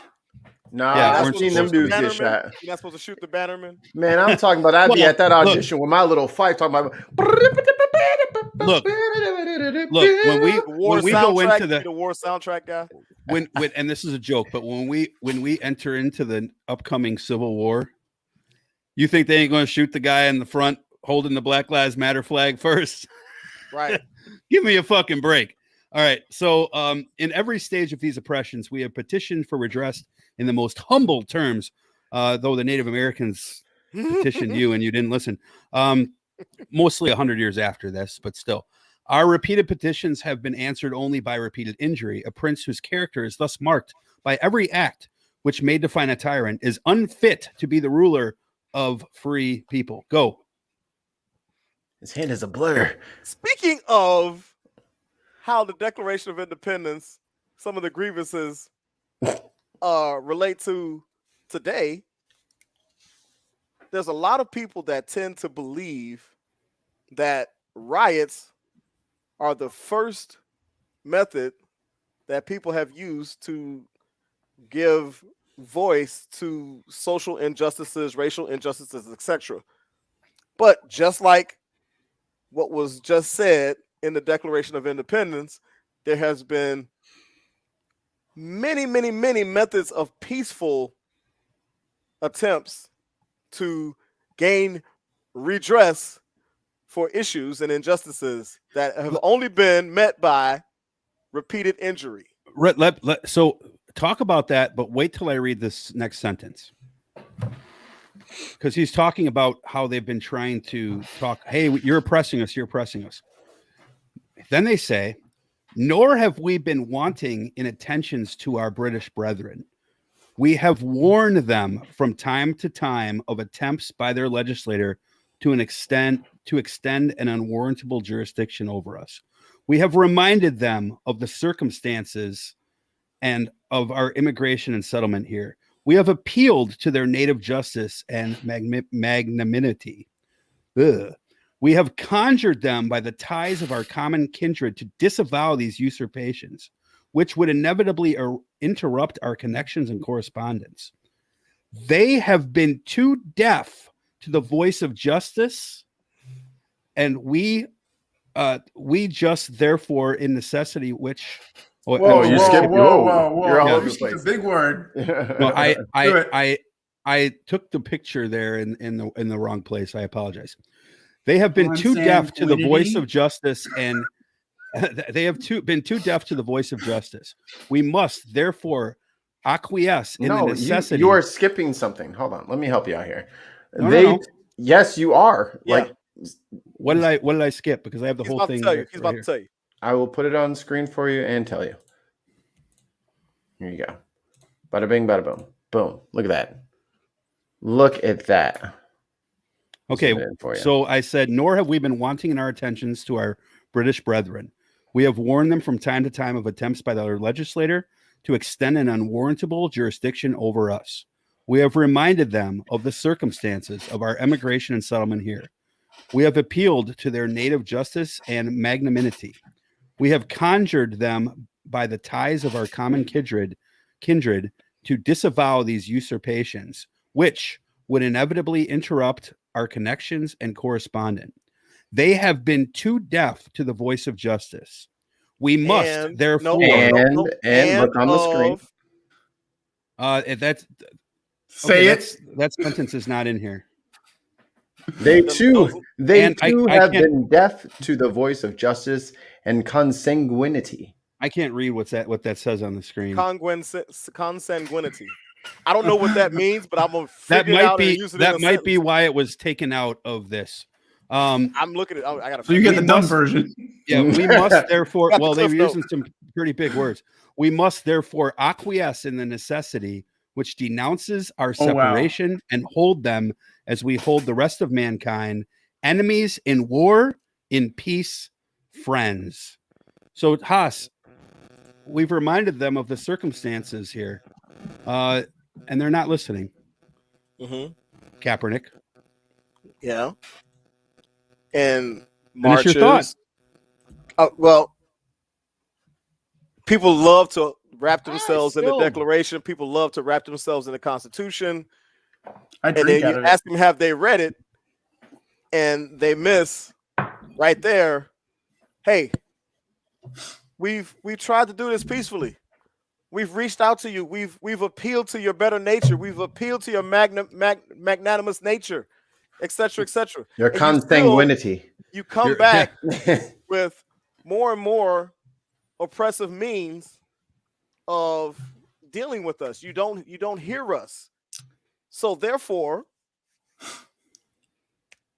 we got to throw them bows. We got to put the paws on you. So actually, go ahead, Jim. There's something I want to kind of bolster your argument, to bolster the argument here. Consanguinity is, I put it in chat, the fact of being descended from the same ancestor. That's what that word means. That's we from And the that same makes boat. it worse, right? Yeah, It makes it worse. yeah. We can vote. We can vote. Well, You it makes it worse because it's the same ancestors, and this could be interpreted as saying if you're not from Britain, you're not you don't look like me, you don't act like me, all these other things, then that can be very damaging. Mm-hmm.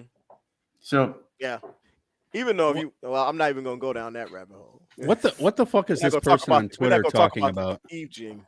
Someone on Twitter says witnessing lives matter. Do not. We are one. God wins. What the fuck is this? I don't know. Why What are you saying? Why are you doing this? Stop paying attention to trolls. Oh, you're not here yet. I wasn't Hold sure if it was. on. I wasn't completely sure if it was a troll until I saw these last two here. Okay, so that's a troll. How do I? Let me go over to Periscope. What's that say? White skinned it?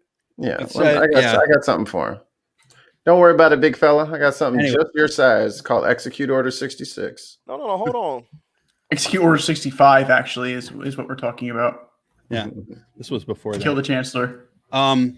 We, therefore, the representatives of the United States of America in General Congress assembled, appealing to the Supreme Judge of the world for the okay, I don't know what this word is. Rectitude. I have never heard that word before. I'm not going to tell you that. I'm not going to lie to you. I don't remember that at all from my other readings of this. What does the word rectitude mean? I'll tell you when you're older. I'm older. That was a few seconds ago. Sorry for my ignorance on the word rectitude. It sounds to me like some sort of anal exam, which I'm Morally not correct behavior of thinking, righteousness. Okay, thank you for that. Where was I here?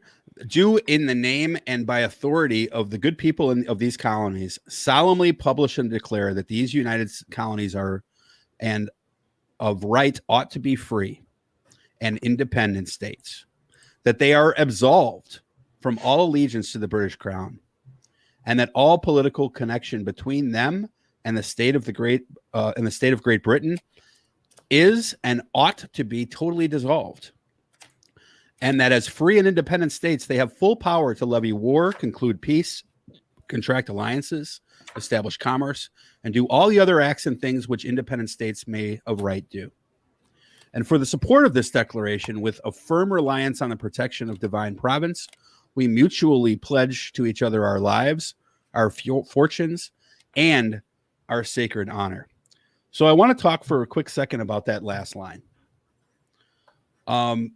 Because this is something that I feel like this, I kind of feel like on a very micro level that this podcast and and a lot of our allies, that we're in a de facto sense fighting under the same flag here, the same slogan. And for the support of this declaration, with firm reliance on the protection of divine providence, you can take the divine part out, Mikey, we mutually pledge to each other our lives, our fortunes, and our sacred honor. So in other words, we know there's risks here, but we believe what's right, and we're going to go for it. Despite the fact that it may cost us a lot. Jim, your thoughts on that final line? I mean that sounds about right. Now applying it to today, I think we're seeing that on both sides. And in some regards, I think we can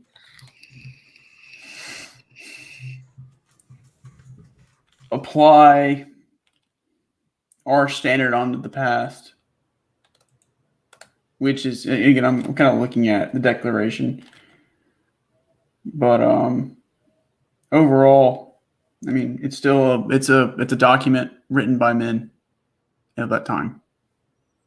So, House, what do you make of that final line? You're on mute there, Big Chief. Repeat that final line for me one more time. It's not that I wasn't listening. I listened to Jim. It's not that I wasn't. It was. Don't try that with your wife, okay? It's not that I wasn't listening. And for the Don't support fuck of with me this tonight. and for the support of this declaration, with a firm reliance of the protection of divine providence, we mutually pledge to each other our lives, our fortunes, and our sacred honor. We're gonna pool our riches. That's what it sounds like to me. And fight for what we think is right. This violent oppression that we're undergoing. You know, I'm sorry I'm not more eloquent about it, but let me ask you a question. Do you think? I'm just curious here, and I spilled some vape juice on my thumb. Which is the worst thing to do, as Mikey will tell you. It's like this shit does not come off. Okay. Have you tried soap and water? Yeah, I've got a sink right here. My office has one, but I am dairy rich. So do you think that, like, how much stock do you put into or respect do you give to the fact that, or the thought, I should say, that, you know, these guys looked at this as, hey, I'm a traitor right now and I could be hung for this. Because I think the way that they had writ this was, we know that this could cost us everything. And we're sacrificing all of our, you know, because they are rich people. So they had something to lose. You could argue. And a lot of these guys did lose stuff. Like a lot of them had their families, you know, displaced and homes burned and children murdered and stuff like that. So that is something that happened. But how much stock do you put into that line of thought that these guys had in forging this document? I will just abstain. It's hard for me to suspend disbelief here. I can't play pretend with this. No, that's fine. Then don't play pretend, because if you don't think so, then that's perfectly that's your right. Put it out there, Mikey. Put it out there. Fuck these guys. End of. Fuck them. Me and my brothers are gonna pool our fortunes and make it without you. Come over here or I'll kill you. It's like, come on, man. And I get it was of the times, whatever, but not everybody was doing that. There were plenty of countries that had already abolished slavery by the time that America got started. We chose slavery. It was a thing. We chose to do it. It was illegal in Europe. I think the Norwegians got rid of slavery in like 1780, so like 4 years later. Like So on the topic of slavery, this document did influence many states to start freeing their slaves within the next decade. Vermont being the first one, right? 1777, they were the first to free slaves. Connecticut, Pennsylvania, which was mostly Quakers, they did not have slaves. So like they did begin freeing slaves. Now the major push across Western Europe, I want to say it was the turn of the century. Was around 1800. And there's again product of the Enlightenment in many regards. Because I know we were actually one of the last countries, to culminate in the Civil War in 1865 or 61. Yeah, there was a couple of countries in South America that were later to the party than the United States. Unfortunately, that's often used as look how good we are. I'm not playing that game. Which is a stupid thing to say. You know, I stopped beating my wife back in February. You were beating your wife up until June, you asshole. You know, like it's a silly argument. You know, and that's the thing that like I think that this document has some very good ideas written into it. It doesn't really have a ton of bad ideas written into it. It leaves out so many things though, and doesn't address them and glosses over them. And the line about the Native Americans is obviously monstrous. But like with the entire slavery thing, it just pretends that it's not there. It pretends it's not an issue. And as we talked about that before, like we do now. Right. A lot of things.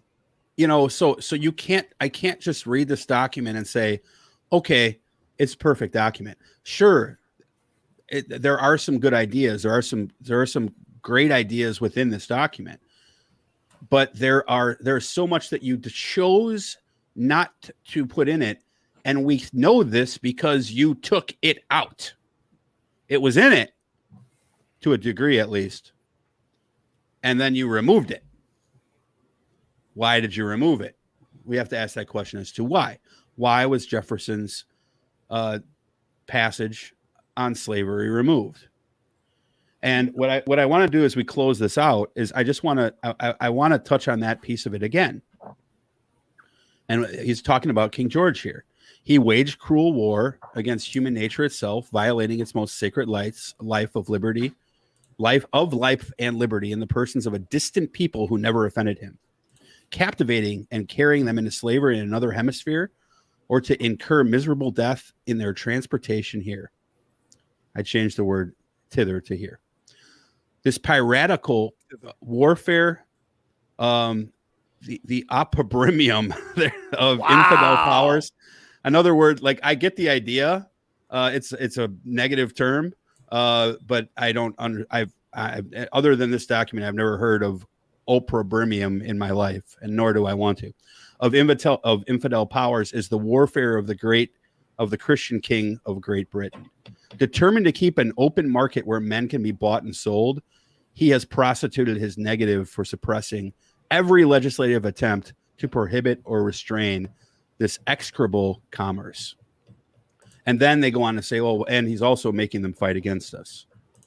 So what they're saying here is we would have done the good thing if George didn't tell us we couldn't do it. We're being forced to have slaves. And that is obviously untrue because they took it out.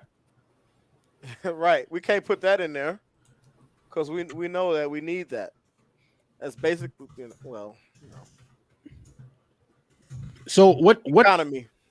What's the good and bad that you take out of this, Haas? And then I'd like to hear from Jim as well. I think that you're in a position where you feel downtrodden, you feel oppressed, and you decide, I'm going to stand up for myself, and I am going to fight against this oppression. And we're going to take up arms and fight. And we're going to declare ourselves independent of you, the oppressor. I think that's an admirable thing. That's an admirable thing to say that. But then, of course, looking through the history of our country from then to now, it's very hypocritical because even now, as people stand against oppression in this country, by this country, it is actively stamped out, vilified, et cetera, et cetera. So when we talk about, a lot of people want to talk about the founding fathers. A lot of people want to talk about the Declaration of Independence. A lot of people want to talk about the Constitution. But much like the Bible, they cherry pick, and I'm talking about from government on down, people cherry pick what aspects and words they want to use, adhere to, and in many cases, they subvert or twist the words to their own means. So, I mean, yes, it's good as a human when you're being oppressed to stand against that oppression, because injustice anywhere is a threat to justice. You know what I'm saying? Everywhere. But like many times I've said, I love this country so much. There's no place else I want to be. But because I love this country so much, I will criticize her to the death and demand that she be better. And the criticisms are seen by many people, even though the criticisms are valid, they're seen as un-American. If you don't love this country, then you should go. No, I don't. It's not that I don't love this country. I don't like these aspects of this country. And these aspects of this country, if you go back, are not what was supposed to be. So let's fix it. Let's make it right. Let's take these systems down and rebuild them, or change them as best we can within the systems, because it's the systems that are the roots, but you're un-American if you criticize the country. But this country was founded, obviously, on criticism. It was founded upon protest, so you can't have it both ways. And I think that from then until now, America's largely tried to have it both ways. You don't want to be oppressed, but it's okay to have slaves and treat them the way you do. I mean, chattel slavery was almost uniquely American. The way that slaves were treated here in America, it's much different and much more brutal than historically than a lot of other forms of slavery. Not all slaveries are the same. We have to have nuance and context. So before people start talking about that. So obviously there's someone in the chat trolling us on Twitter. Jim, let me ask you a quick question. As a conservative, why is it, in your opinion, that when it comes to the American idea and things like race and, especially when it comes to blacks and Native Americans, I think, and immigration of Mexicans and other Latin Americans into the country via the southern border, is there a reason that you can point to why this people who say I'm not racist say shit that is patently and historically false in order to push their narrative forward? Because we do, and I want to hear your reply, but we talk about things that are true on this show. We read historical fact, and then people come and they say, "Oh, but you're telling a lie." It's online. It's in the Library of Congress on the wall. But you want to go back and, one, make ad hominem attacks against people, but two, change the meaning of it. And then when we try to tell you, no, that's what it doesn't mean that, it means this. They say, oh, you hate America. You're trying to change America. Yeah, we are. We're trying to change it into a better place for people to live. Because guess what? We care about that troll too, but they don't care about us. So why, Jim? You care about that troll. Why? Yeah. Why, Jim, do we see? And can you give us some insight from your opinion as to why this phenomenon plays out so vehemently? So make sure I have your question right. It's why do we play this? I guess this we don't treat history with we treat facts to feature our own narratives, and we have this regressive notion of what the past is and how we should live our lives. Is that kind of a summation of the question? Just want to make sure I'm answering it. Yeah, that's a fair enough interpretation. I think what I'm basically looking for in simple, just to simple it down, is people. The history is the history. Yes, I understand that when you look at to draw an opinion on what's written, there are some things that are subjective that you can have an opinion on. But history is history and facts are facts. And people want to pretend that the past was actually wonderful for everyone. And that if you're not living your best life today, that it's 100% your fault and the history has nothing to do with that. And they get angry. Am I mischaracterizing this, Haas? So I guess let me take it off from here. I guess here's what I will say: Declaration of Independence. Our founding fathers definitely had flaws. I've said it I think 5 times now. They were a man of their times. They were men of their times. They were, in a way, we were pushing our understanding of the world through the Enlightenment. Through multiple different venues, and this is the start of something that I think we cannot take away. And Haas, I love how you say, I love this country so much, but I can still criticize it to death. And that's absolutely true. That is absolutely true. And we should criticize it. We should sit here and say, we did some pretty horrendous things to Native Americans. We did and carried out and perpetuated slavery from our founding to 1865. Okay, whoa. We can't stop at 1865 though.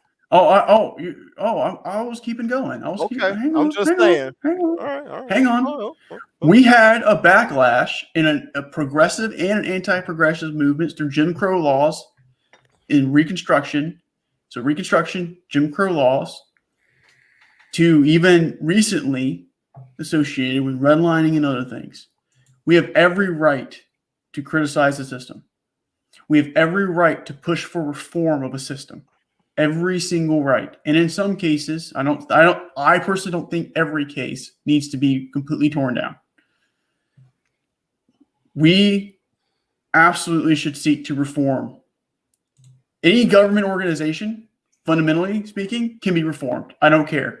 Any government, any state-run organization, anything where my tax dollars go to, I can reform that organization. It is not set in stone. And I want to dive into this idea, the pursuit of happiness, for a moment. I alluded earlier that it's derived out of Aristotelian idea, which is eudaimonia. It's the idea of reaching the highest form of happiness. Locke takes this in understanding human something. I forgot the actual title.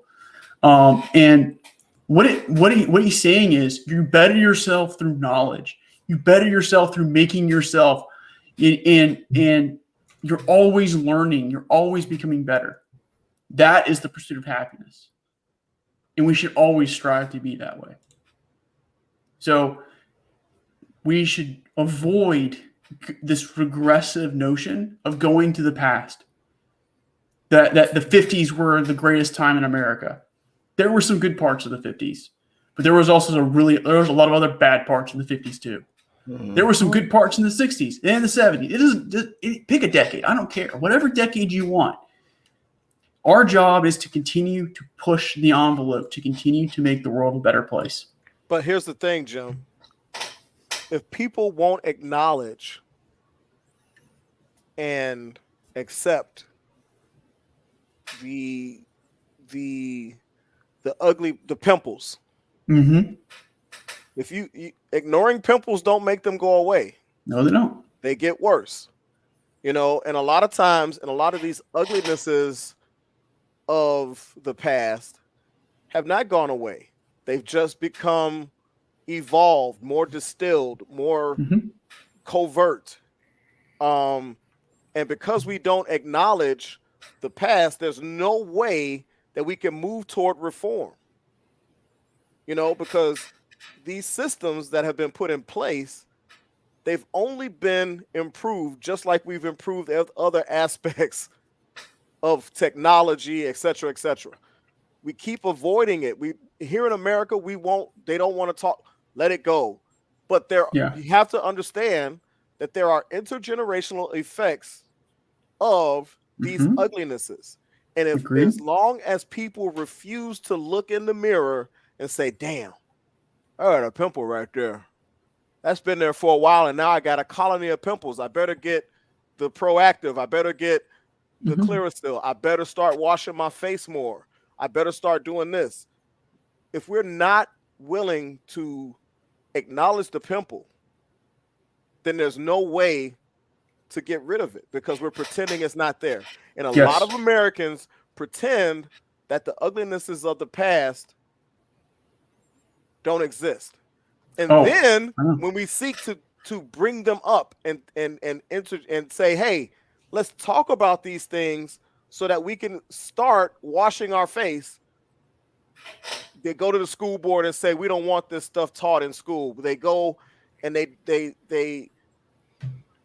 change history. No, these people were happy workers who traveled here for better opportunity. and things of that nature. So we don't want to take the spectricide and kill the roots. So therefore, we're plucking flowers.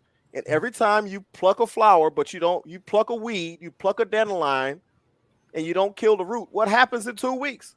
That flower's back. That weed is back because we're not killing the roots. And I understand what you're saying. We should keep pushing forward. But until we fully acknowledge the past, how can we efficiently and effectively push forward? I don't think I've disagreed with you, and I don't think I'm skirting around being critical of the past. Maybe okay. I'm advocating for being critical of the past. I'm advocating for those things, acknowledging those things, moving towards those things. Now, I think the issue will come, right? It's because I would agree. There are some people out there who you talk to who just don't get it, who are going to go into their hole and they'll hide, or they'll regress to some tradition or something like that. And I agree, they exist. Now, what I would like to focus on at some level is the people who have acknowledged it, because then we have a more constructive conversation, because we see the problem. I guess you have to start somewhere. Okay. Like, no society is perfect. You have to start somewhere. And then 2 is, I'd rather be talking about how we solve the problem versus if the problem exists. But we haven't even gotten over that hurdle of acknowledgement of and that's a slow process, man. And that's the reason why. Look, I'm not into. I don't want to promote this troll, but I'm going to put up one thing that she said. Oh, come on, dude! Look, here, this is what she said. The whole truth must be told. Dude, okay? Let it be told. What she's saying is not anywhere near true, though. Now, but here's the thing. Here's the thing. There's. And Jim, you're a conservative. So from a conservative perspective, we've talked about some of the stuff we're talking about is our opinion on things, right? But when it comes to the actual historical events, is there anything that we have brought up on this show today that is not the whole truth? Not that I'm aware of.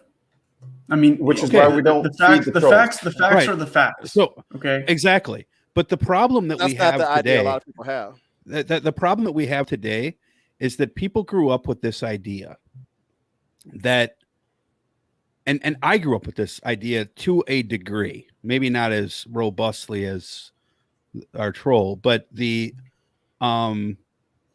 but that every like it says in the beginning of the Declaration, that these truths are self-evident, that all men are created equal, therefore we freed the slaves in 1865, and after that it's been all peachy corey.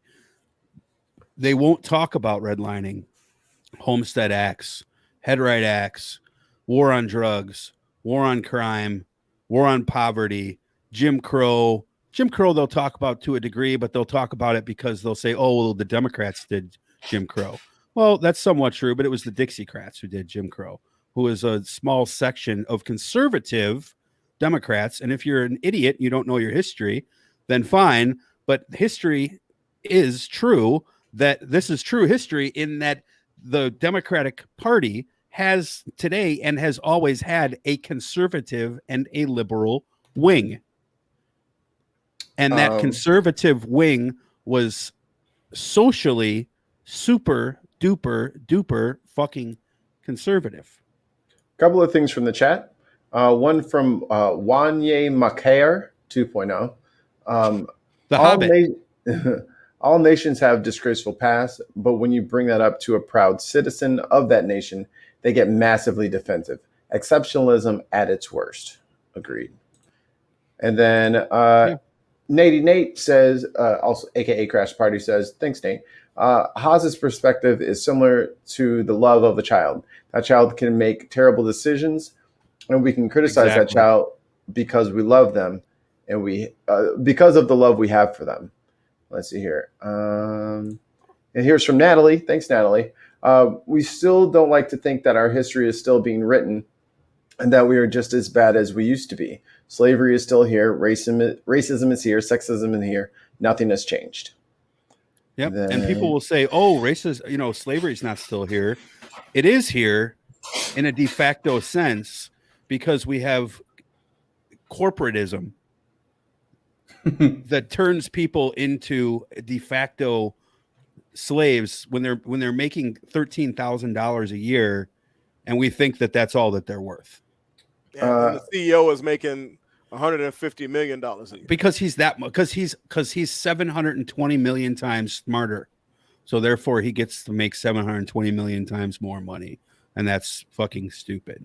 Sorry, Mikey. Also, thank you. Also from Nate, says avoiding criticism can be seen as not caring enough to work to improve. Karen.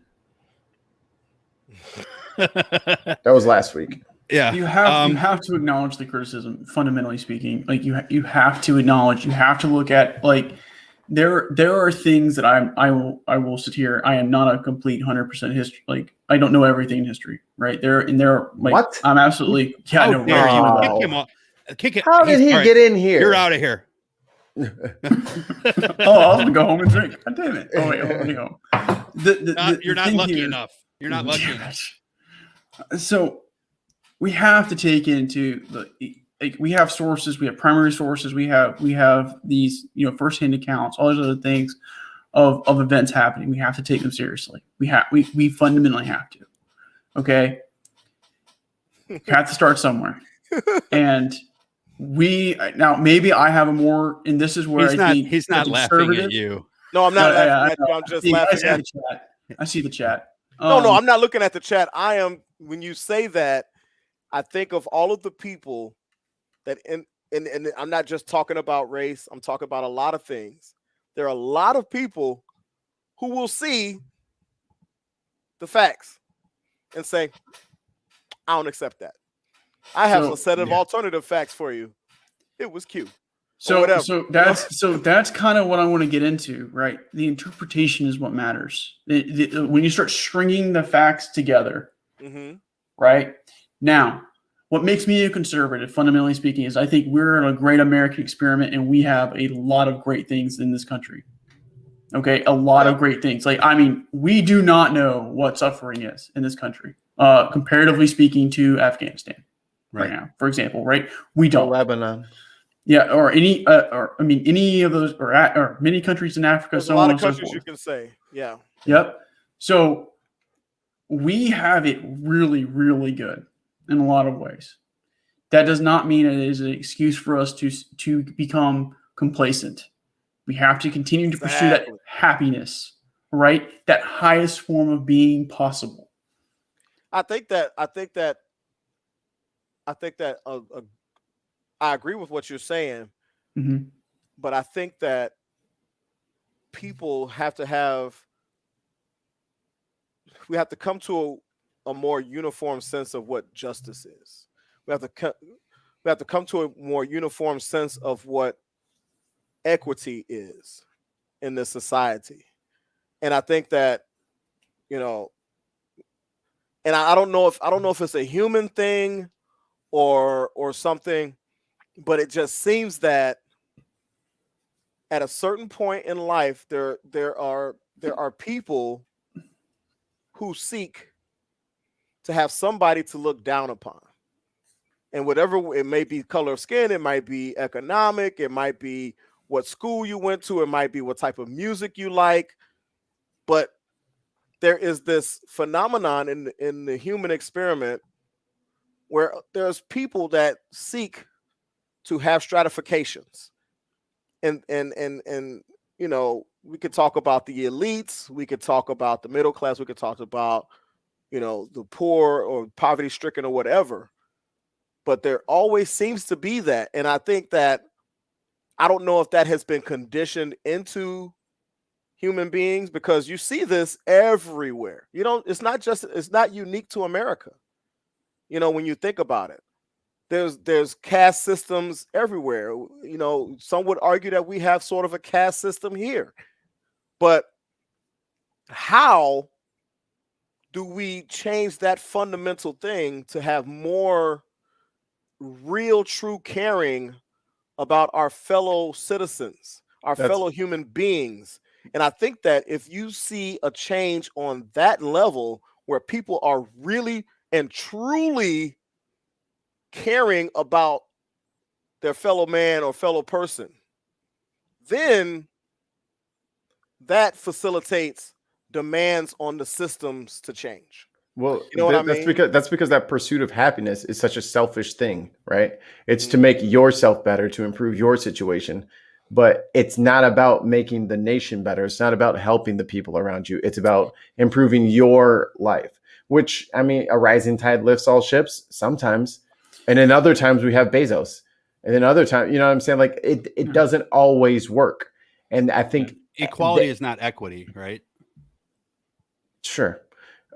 It's when you have that fundamentally ingrained into each and every American with that life, liberty, and the pursuit of happiness, you kind of already rig the board a bit so that they're kind of not like we're kind of rigged to not care about other people and to take care of self.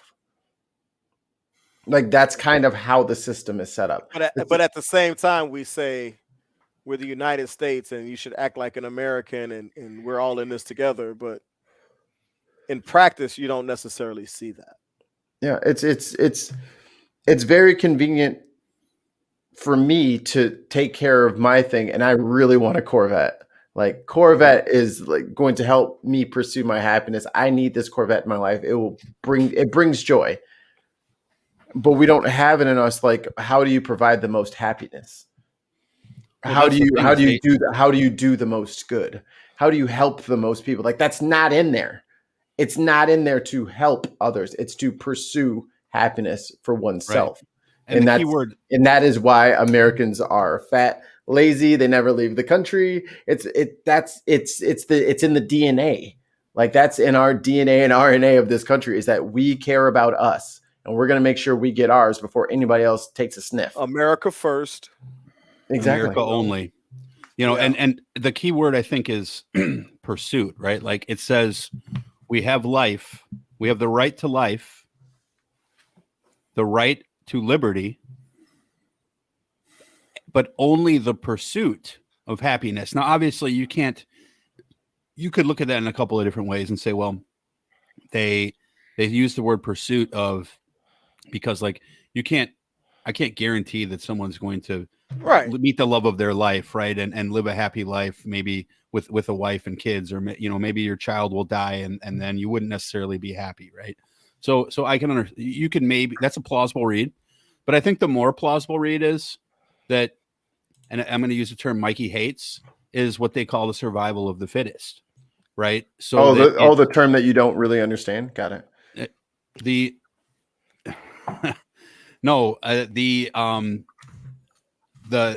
idea that if you work harder, that you will automatically be well off, that you'll have equal equity in you mean the myth of meritocracy, society, right? The myth of meritocracy is a part of that, absolutely. Mm-hmm. But what is better than the pursuit of happiness is the pursuit of equity and opportunity for people. So if we can persevere as a country to set up a framework of this system so that people, despite the fact that they were lucky enough or unlucky enough to be born to, have a similar opportunity to do something productive with their life. We're talking about mostly the education system, but also, other adjacent pieces to that puzzle. That would be a better way to go about things, where we have it's not the quote unquote fittest, because you're not really fit or strong or whatever term you want to throw in that if you're the benefit of nepotism, right? Like if your dad was rich and then you get a job at Exxon Mobil because your dad was a senator, did you really work harder than the guy unloading trucks at Best Buy and breaking a sweat, while you're sitting there in your air conditioned office drinking a martini and your secretary is giving you a blow.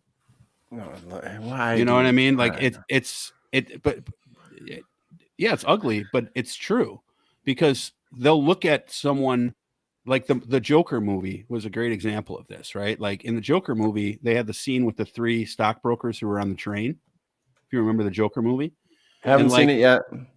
But oh my God, for real? Oh my God. Okay, that's a whole Yeah. nother. You cheer for him. Yeah, it's a weird movie. You cheer for him. So not to I'll spoil eat it for edible and Mikey, watch it tonight. I won't spoil it for Mikey, but he does what he does, these guys, and you kind of cheer for it, right? Because these guys were entitled assholes who never probably worked for a thing in their lives. And they just walked in this train and thought, I'm better than you because I'm me. Yeah. Right? Because I had opportunity. Haas, as usual. Well, Jim, I'll give you a couple of seconds here to reply, and then Haas will close us out. So and then we'll go. Then we'll do the humidor. Yeah, on happiness, I think that is a topic, even in and of itself, that has to be really addressed.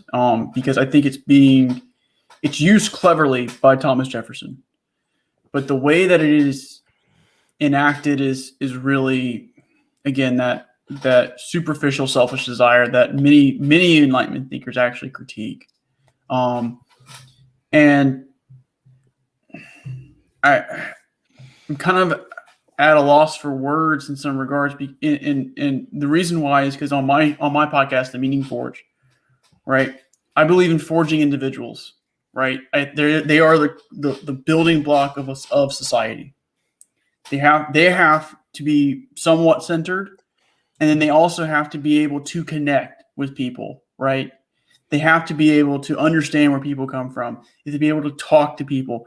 And in my conversations with people that I've had on this show, and this is just me, we see a lot of the same problems. When you boil someone down to the individual and what their hopes and dreams are, I have a very hard time disliking that person, not relating to that person, not finding a way to help that person achieve that goal or something to that effect, because there is something humanizing that is as being missed in the interpretation that we have of the pursuit of happiness today. And on that bombshell, back to the studio. Welcome to the Humidor with Big Haas.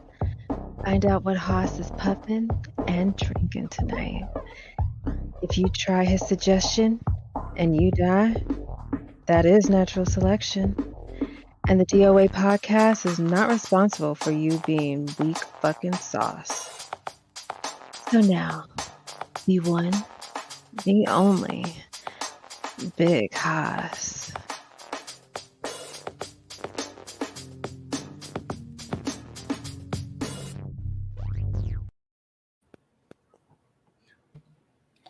What are you drinking? What are you smoking?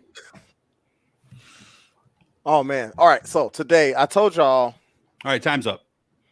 All right, I'm gonna head out. I told y'all that I think I told you a couple weeks ago that I ordered a bunch of cigars from black cigar manufacturers, or not, well, cigar business owners. And today I have the pleasure of smoking the Solidarity Toro by Definition Cigars. All right. By Most Def. This is a Dutch.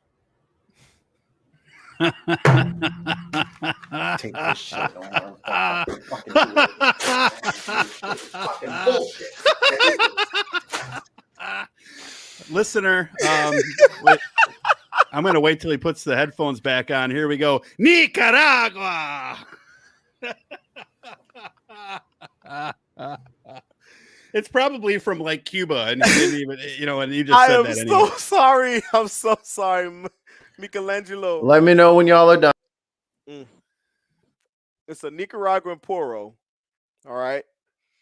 Medium to full strength. For me, I like full body cigars. So for me, this is more of a medium than full.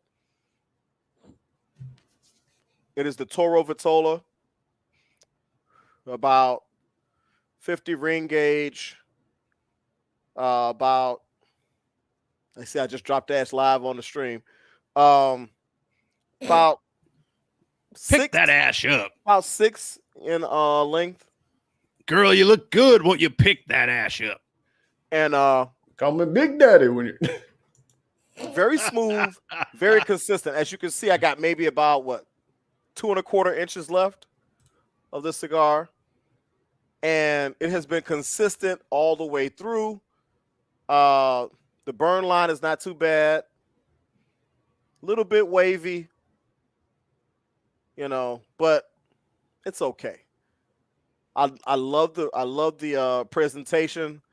The band is like a textured velvet. It's almost like a looks like a paracord.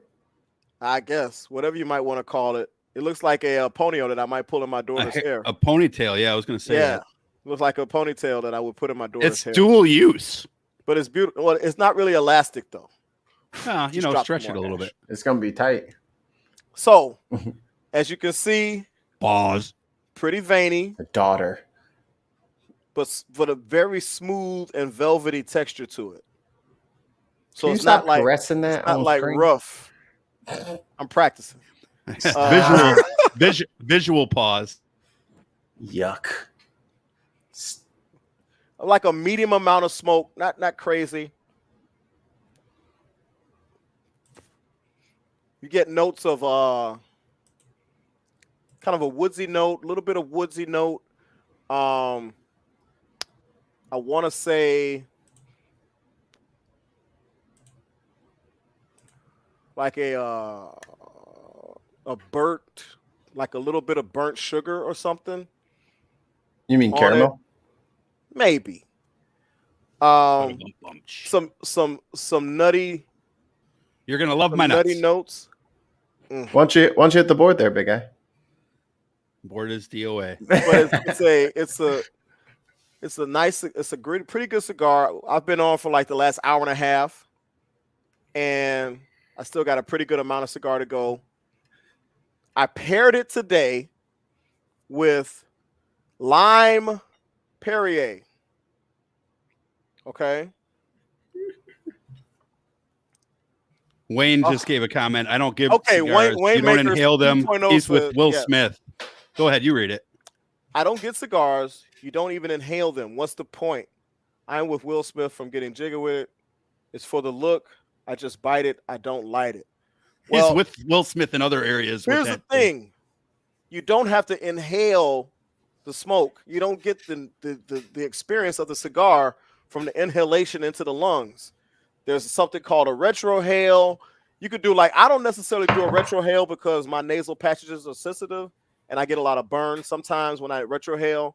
And a retrohale is when you take a puff, you let most of the smoke come out of your mouth, but then about 25% of the smoke, you close your mouth and you expel it through your nostrils.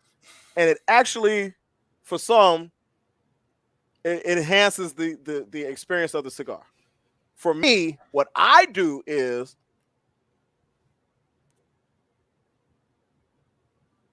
I take a puff and then I lightly breathe in a little bit through my nose as the smoke just wafts out. I don't blow the smoke out.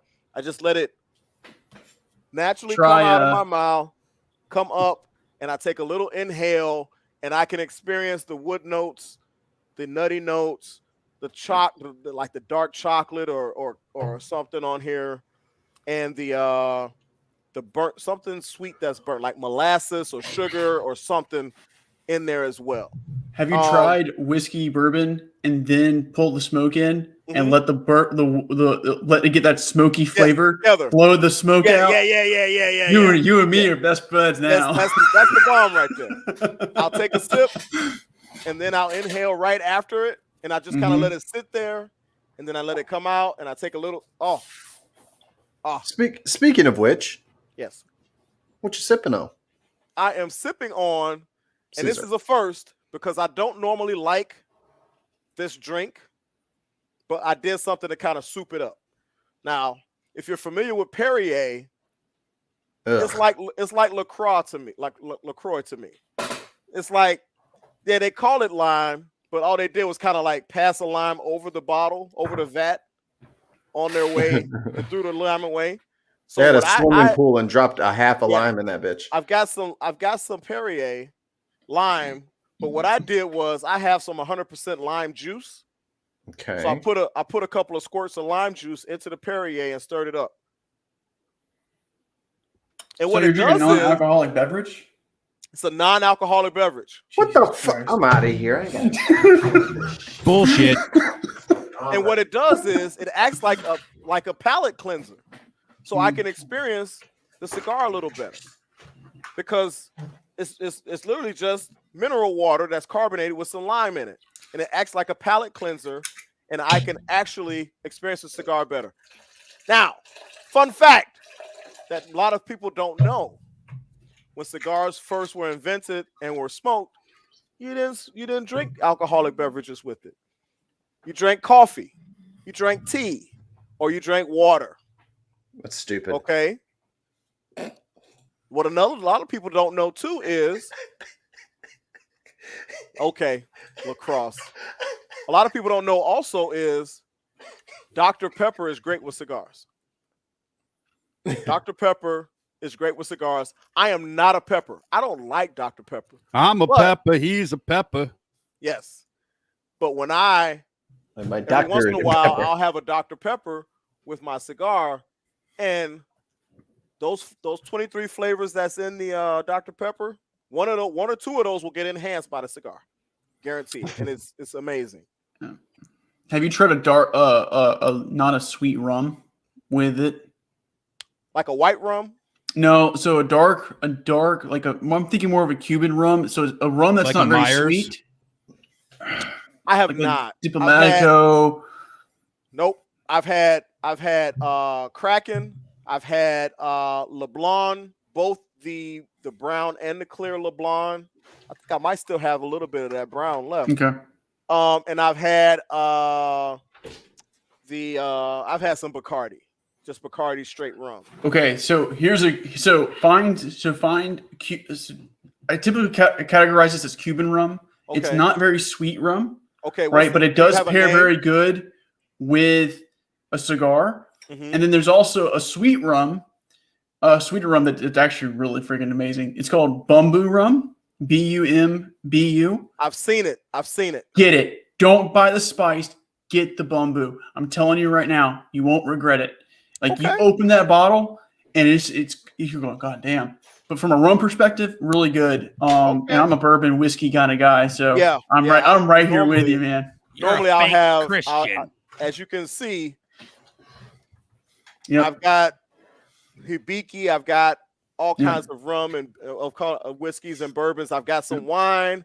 I'm late to the party on Bombay, and some other stuff. But I am definitely a person who takes risks when it comes to my cigars, the cigar itself, and what I pair it with.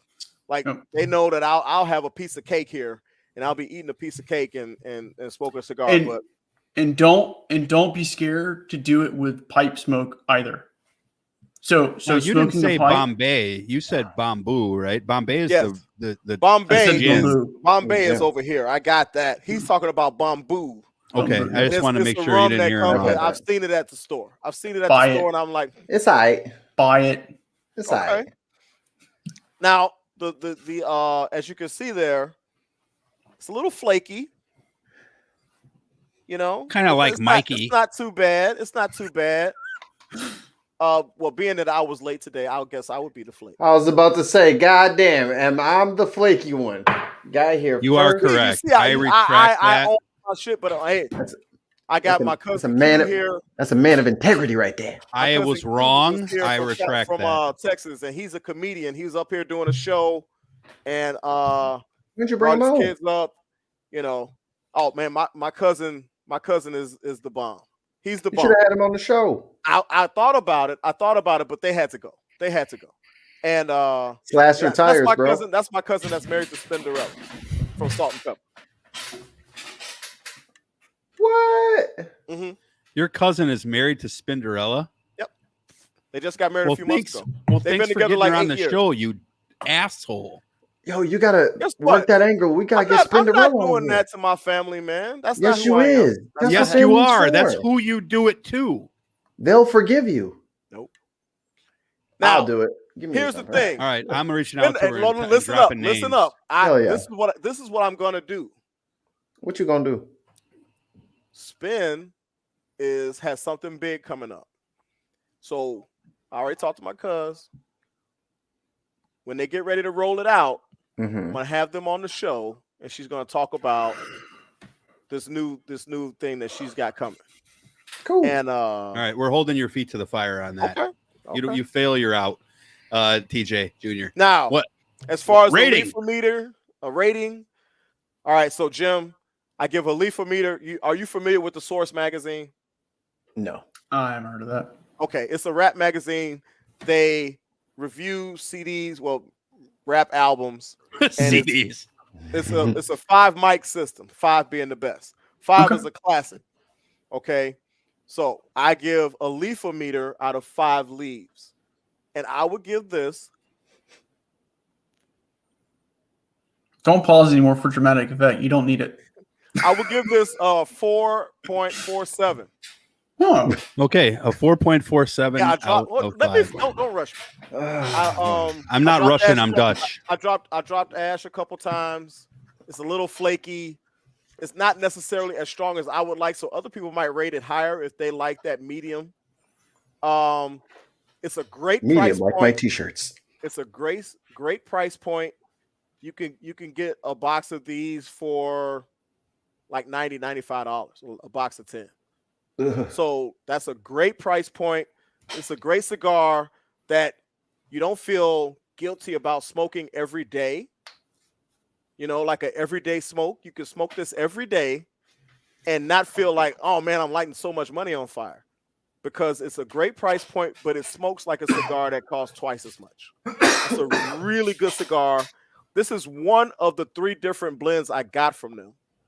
Okay, and I've got some other stuff from some other black cigar makers as well. So I'll be interspersing those in the upcoming weeks. But this is the Definition Cigars Solidarity Toro. You can go on definitionscigars.com and check it out. And look at this asshole already trying to siphon our guests. And look, Mikey's just okay. So Spinderella will not be on the bin. If she goes to go on the bin before she comes here, Haas is fired. I'll be in trouble. Yeah. All right. Now, we got to play a game. Give our Did friend we not Jim. play the game? Yeah, give our friend Jim the big chair. The big chair, please. Yes. As we I'm close a out big here. boy now. Yeah. All right. So snap And it's Clark one. Kent Curl. So we're gonna do prank one, marry one, snap one. Dome. You know the rules already? No, I don't know this one. Okay, so because I know you watch the show, but I don't know why. But right, so it's kind of like F1, marry one, kill one, but in this case, you're pranking one. You can use prank as a prank phone call or as proxy for the F word, whichever you choose. You don't have to share that with us, but you're gonna prank one, you're gonna marry one, and you're gonna snap one. Snap, not kill, like Thanos. So, so Tony Stark can bring him back bring him back alive, like that 80s show. I will start today because I was thinking of it when I just used the restroom. I am going to give you as your first option. When you take a shit? No. I am going to give you Kayleigh McEnemy, former press secretary. McEnany? McEnany. I don't.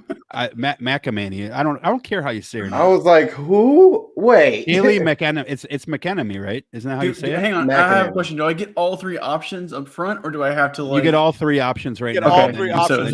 You So delegate. good old you Kayleigh? designate- Yeah, you designate one to each. So Kayleigh McDonald's, McEnemy of the people. All right. Moving down one spot to Mike. I forget her first name. What's Scarlet Witch's first name? Elizabeth Olsen. Elizabeth Olsen. Elizabeth Olsen. See, As now you Elizabeth went- Olsen or Scarlet Witch? Yes. The first or the latter? The person, the actress. Okay. Elizabeth Olsen. You can say Scarlet Witch. No, okay, sure. Go ahead. Haas? Scarlet, you said Scarlet Witch. See, now I was gonna go into that genre as well with my. Go ahead. No, You was gonna say ScoJo, wouldn't you? He's going out. He's going out. He's going with ScoJo. somebody else.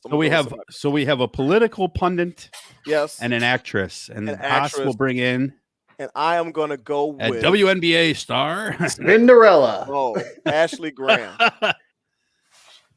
You know who Ashley Graham is, don't you? I'm drawing a blank. If he doesn't know, you got to pick a new one. Go pick a new one. Really?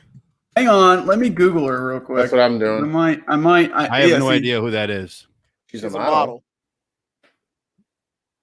She's a I mean, if model. I just know That she's is a a model, very Haas model. Let me just say that. Ashley Graham. Okay. So prank one, marry one. I mean, if she's a model, I mean, sorry.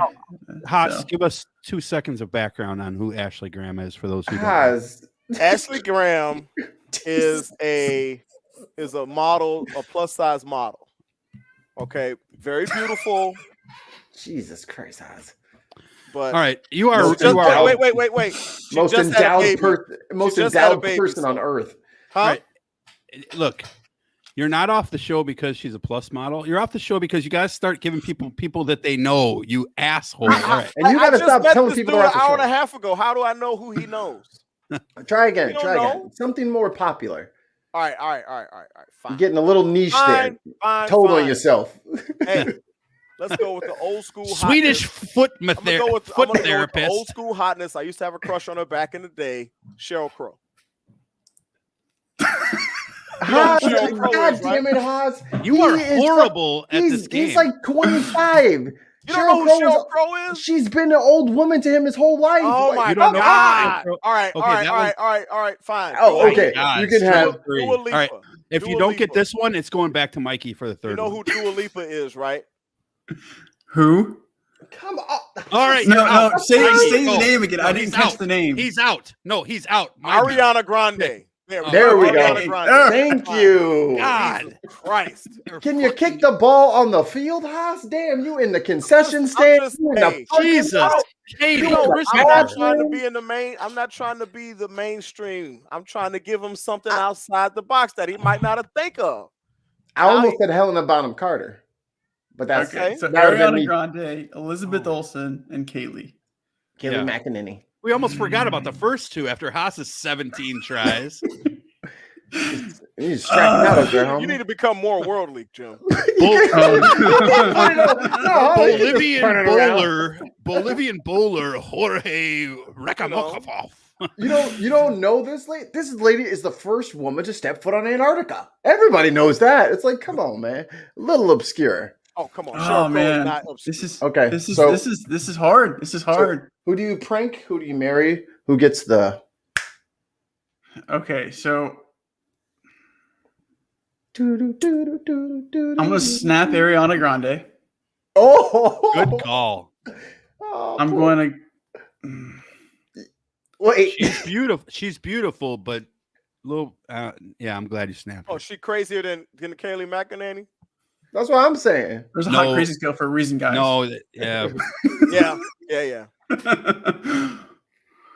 And I think I will prank Kaylee and marry Elizabeth.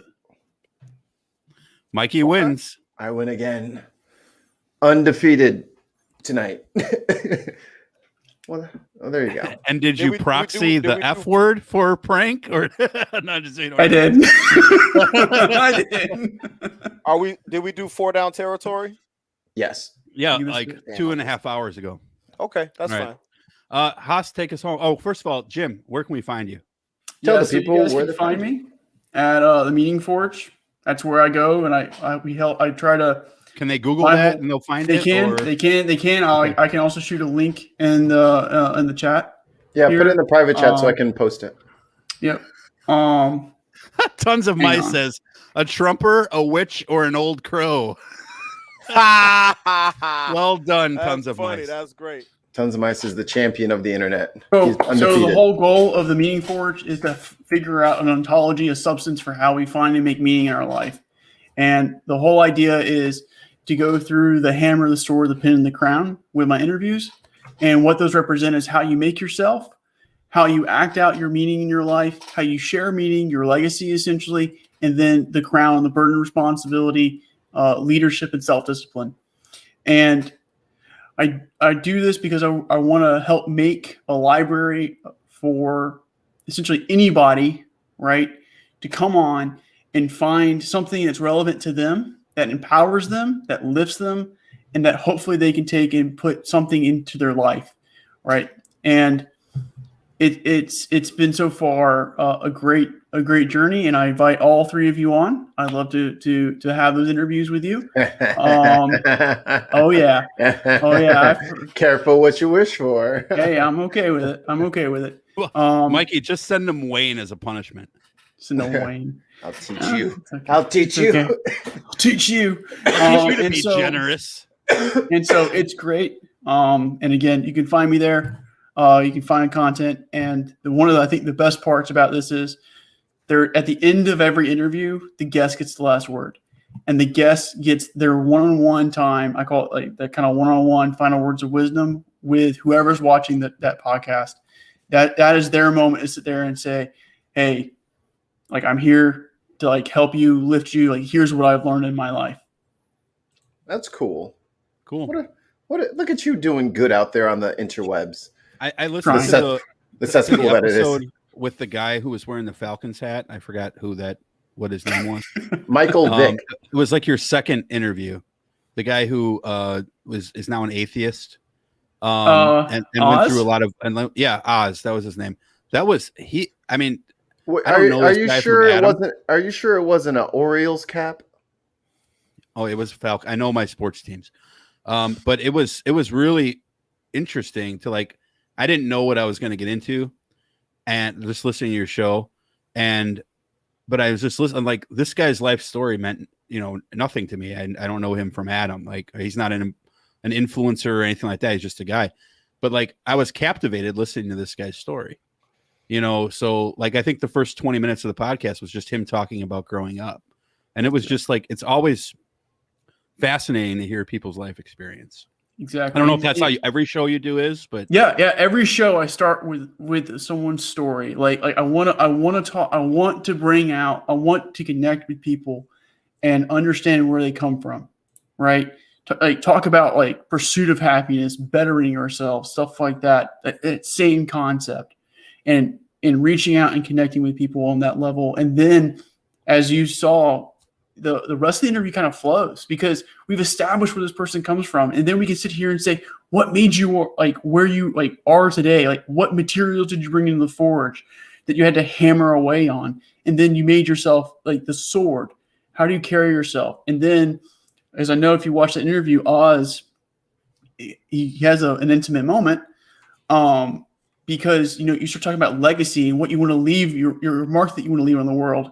And then we also talk about the crown and how important it is to be disciplined and lead others. cool beans. So we look forward to doing that. Though Mikey's was born on Mars, he said, so it'll be an interesting story about his journey here. I was conceived on Mars with Alan the alien. All right, Hello, Mikey, Earthlings. you're up, sir. Well, since I'm the man in the hot seat, let me get myself in the hot seat. All right, guys. Dig on America is independent media, so we need your shekels, need your coins. So if you want to help the show get better, if you want to help fund Dutch's new tablet because he broke his last one, probably playing Among Us. He probably got mad because he got caught right away. He got caught venting and he broke it. So that's why we didn't have a soundboard. Why today. are you fucking doxing me? That's not what doxing means. But if you want to help us out financially, please go to patreon.com/digonamerica. Every little pledge helps. And as soon as we get to that $100 goal, 1/3 of that is going to a list of charities that are linked in our Patreon. So help us help other people, please and thank you. And if you are not in a financial position to help us on Patreon, by all means, Do it anyway. rob someone. No.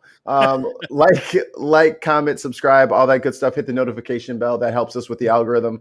And if you are listening to us, by all means, leave us a 5-star review if you think we're a 5-star, please. And leave us a profanity-free review so that we can read it. Because if you put any profanity in it, iTunes and all them, they just kind of they kick it out. They won't edit you. We won't see it. So please leave us a review. Share us, follow us on Twitter at Dig on America, right? At Twitter, yes. Twitter is at Dig on America. Yeah. That's correct. Follow us on the Twits, and then twitch.tv/Dig on America. DOA podcast. DOA podcast. Damn it. Get that wrong every time. I think. Oh, you know what? I think you're right. No, I have to check. No, you're right. No, it's DOA podcast. That's the only one. Twitch.tv/DOA podcast, right? And you know who owns Dig on America? Us. But it wouldn't fucking load. It just wouldn't do anything. So I had to fucking make DOA podcast. Go figure. But yeah, that's how you can help us grow and get better. So we'll see you guys next week. That's all from me. It's all for me. Bye. Thanks, Jim. Thanks, Jim. I don't get the last word. I had a great thing I was going to say. All right. You got 120 seconds. All right. Give me the screen. I'm clicking. So demanding. Jesus. It didn't hurt me. All right. So listen up, people. Listen up. As you want to see my back kick? As you know, I have been critical of police a lot. Right? But I've always said that not all cops are bad. I know some phenomenal cops. And I just wanted to take time to give a shout out to the Michigan State Troopers, specifically Trooper Monday, who pulled me over while I was on my way home, on my way back to the cottage in the UP from Marquette, Michigan. Whenever I get pulled over, cops told me to do this. I roll down all my windows. I turn on all my interior lights, even in the daytime, so that they know that I'm not a threat. Trooper Monday comes up, asks me, hi, I'm Trooper Monday. You know why I pulled you over? No, I don't know why you pulled me over, because I thought the speed limit was 65. My cruise controller said it's 68. That's why I didn't slow down when we went past each other on the road here. He's like, well, for this stretch of road, the speed limit is 55, but the signage is a little small, so I understand where you kind of missed that. He asked for my license. Didn't have my license. I had my state ID. He asked for my registration. Didn't have my registration. He just took the VIN number off the dashboard by the windshield. Okay. Did not write me a ticket. Spoke to my children. I had my sons in the car. Great guy. An example of reciprocal respect. I roll down my windows. I turn on my dome lights. He knows I'm not going to be a threat. I say to him, hey, I thought the speed limit was 65. I had my cruise control set at 68. Was I speeding? He's like, yeah, because at this stretch it's 55. It's a weird thing. I'm not going to write you a citation. If everything comes back clean, you're good to go. So there are positive examples out there of how police work should be done. And it's not necessarily because he didn't give me a ticket that I'm giving him a shout out. It's just that his demeanor with me and everything was purely professional the entire time. And we need more Trooper Mondays out there. Did you videotape the phone? Did you have the phone on just in case? No, I didn't have the phone on just in case. So when do you turn the phone on? After you hear the tone? It just depends. It depends. Okay.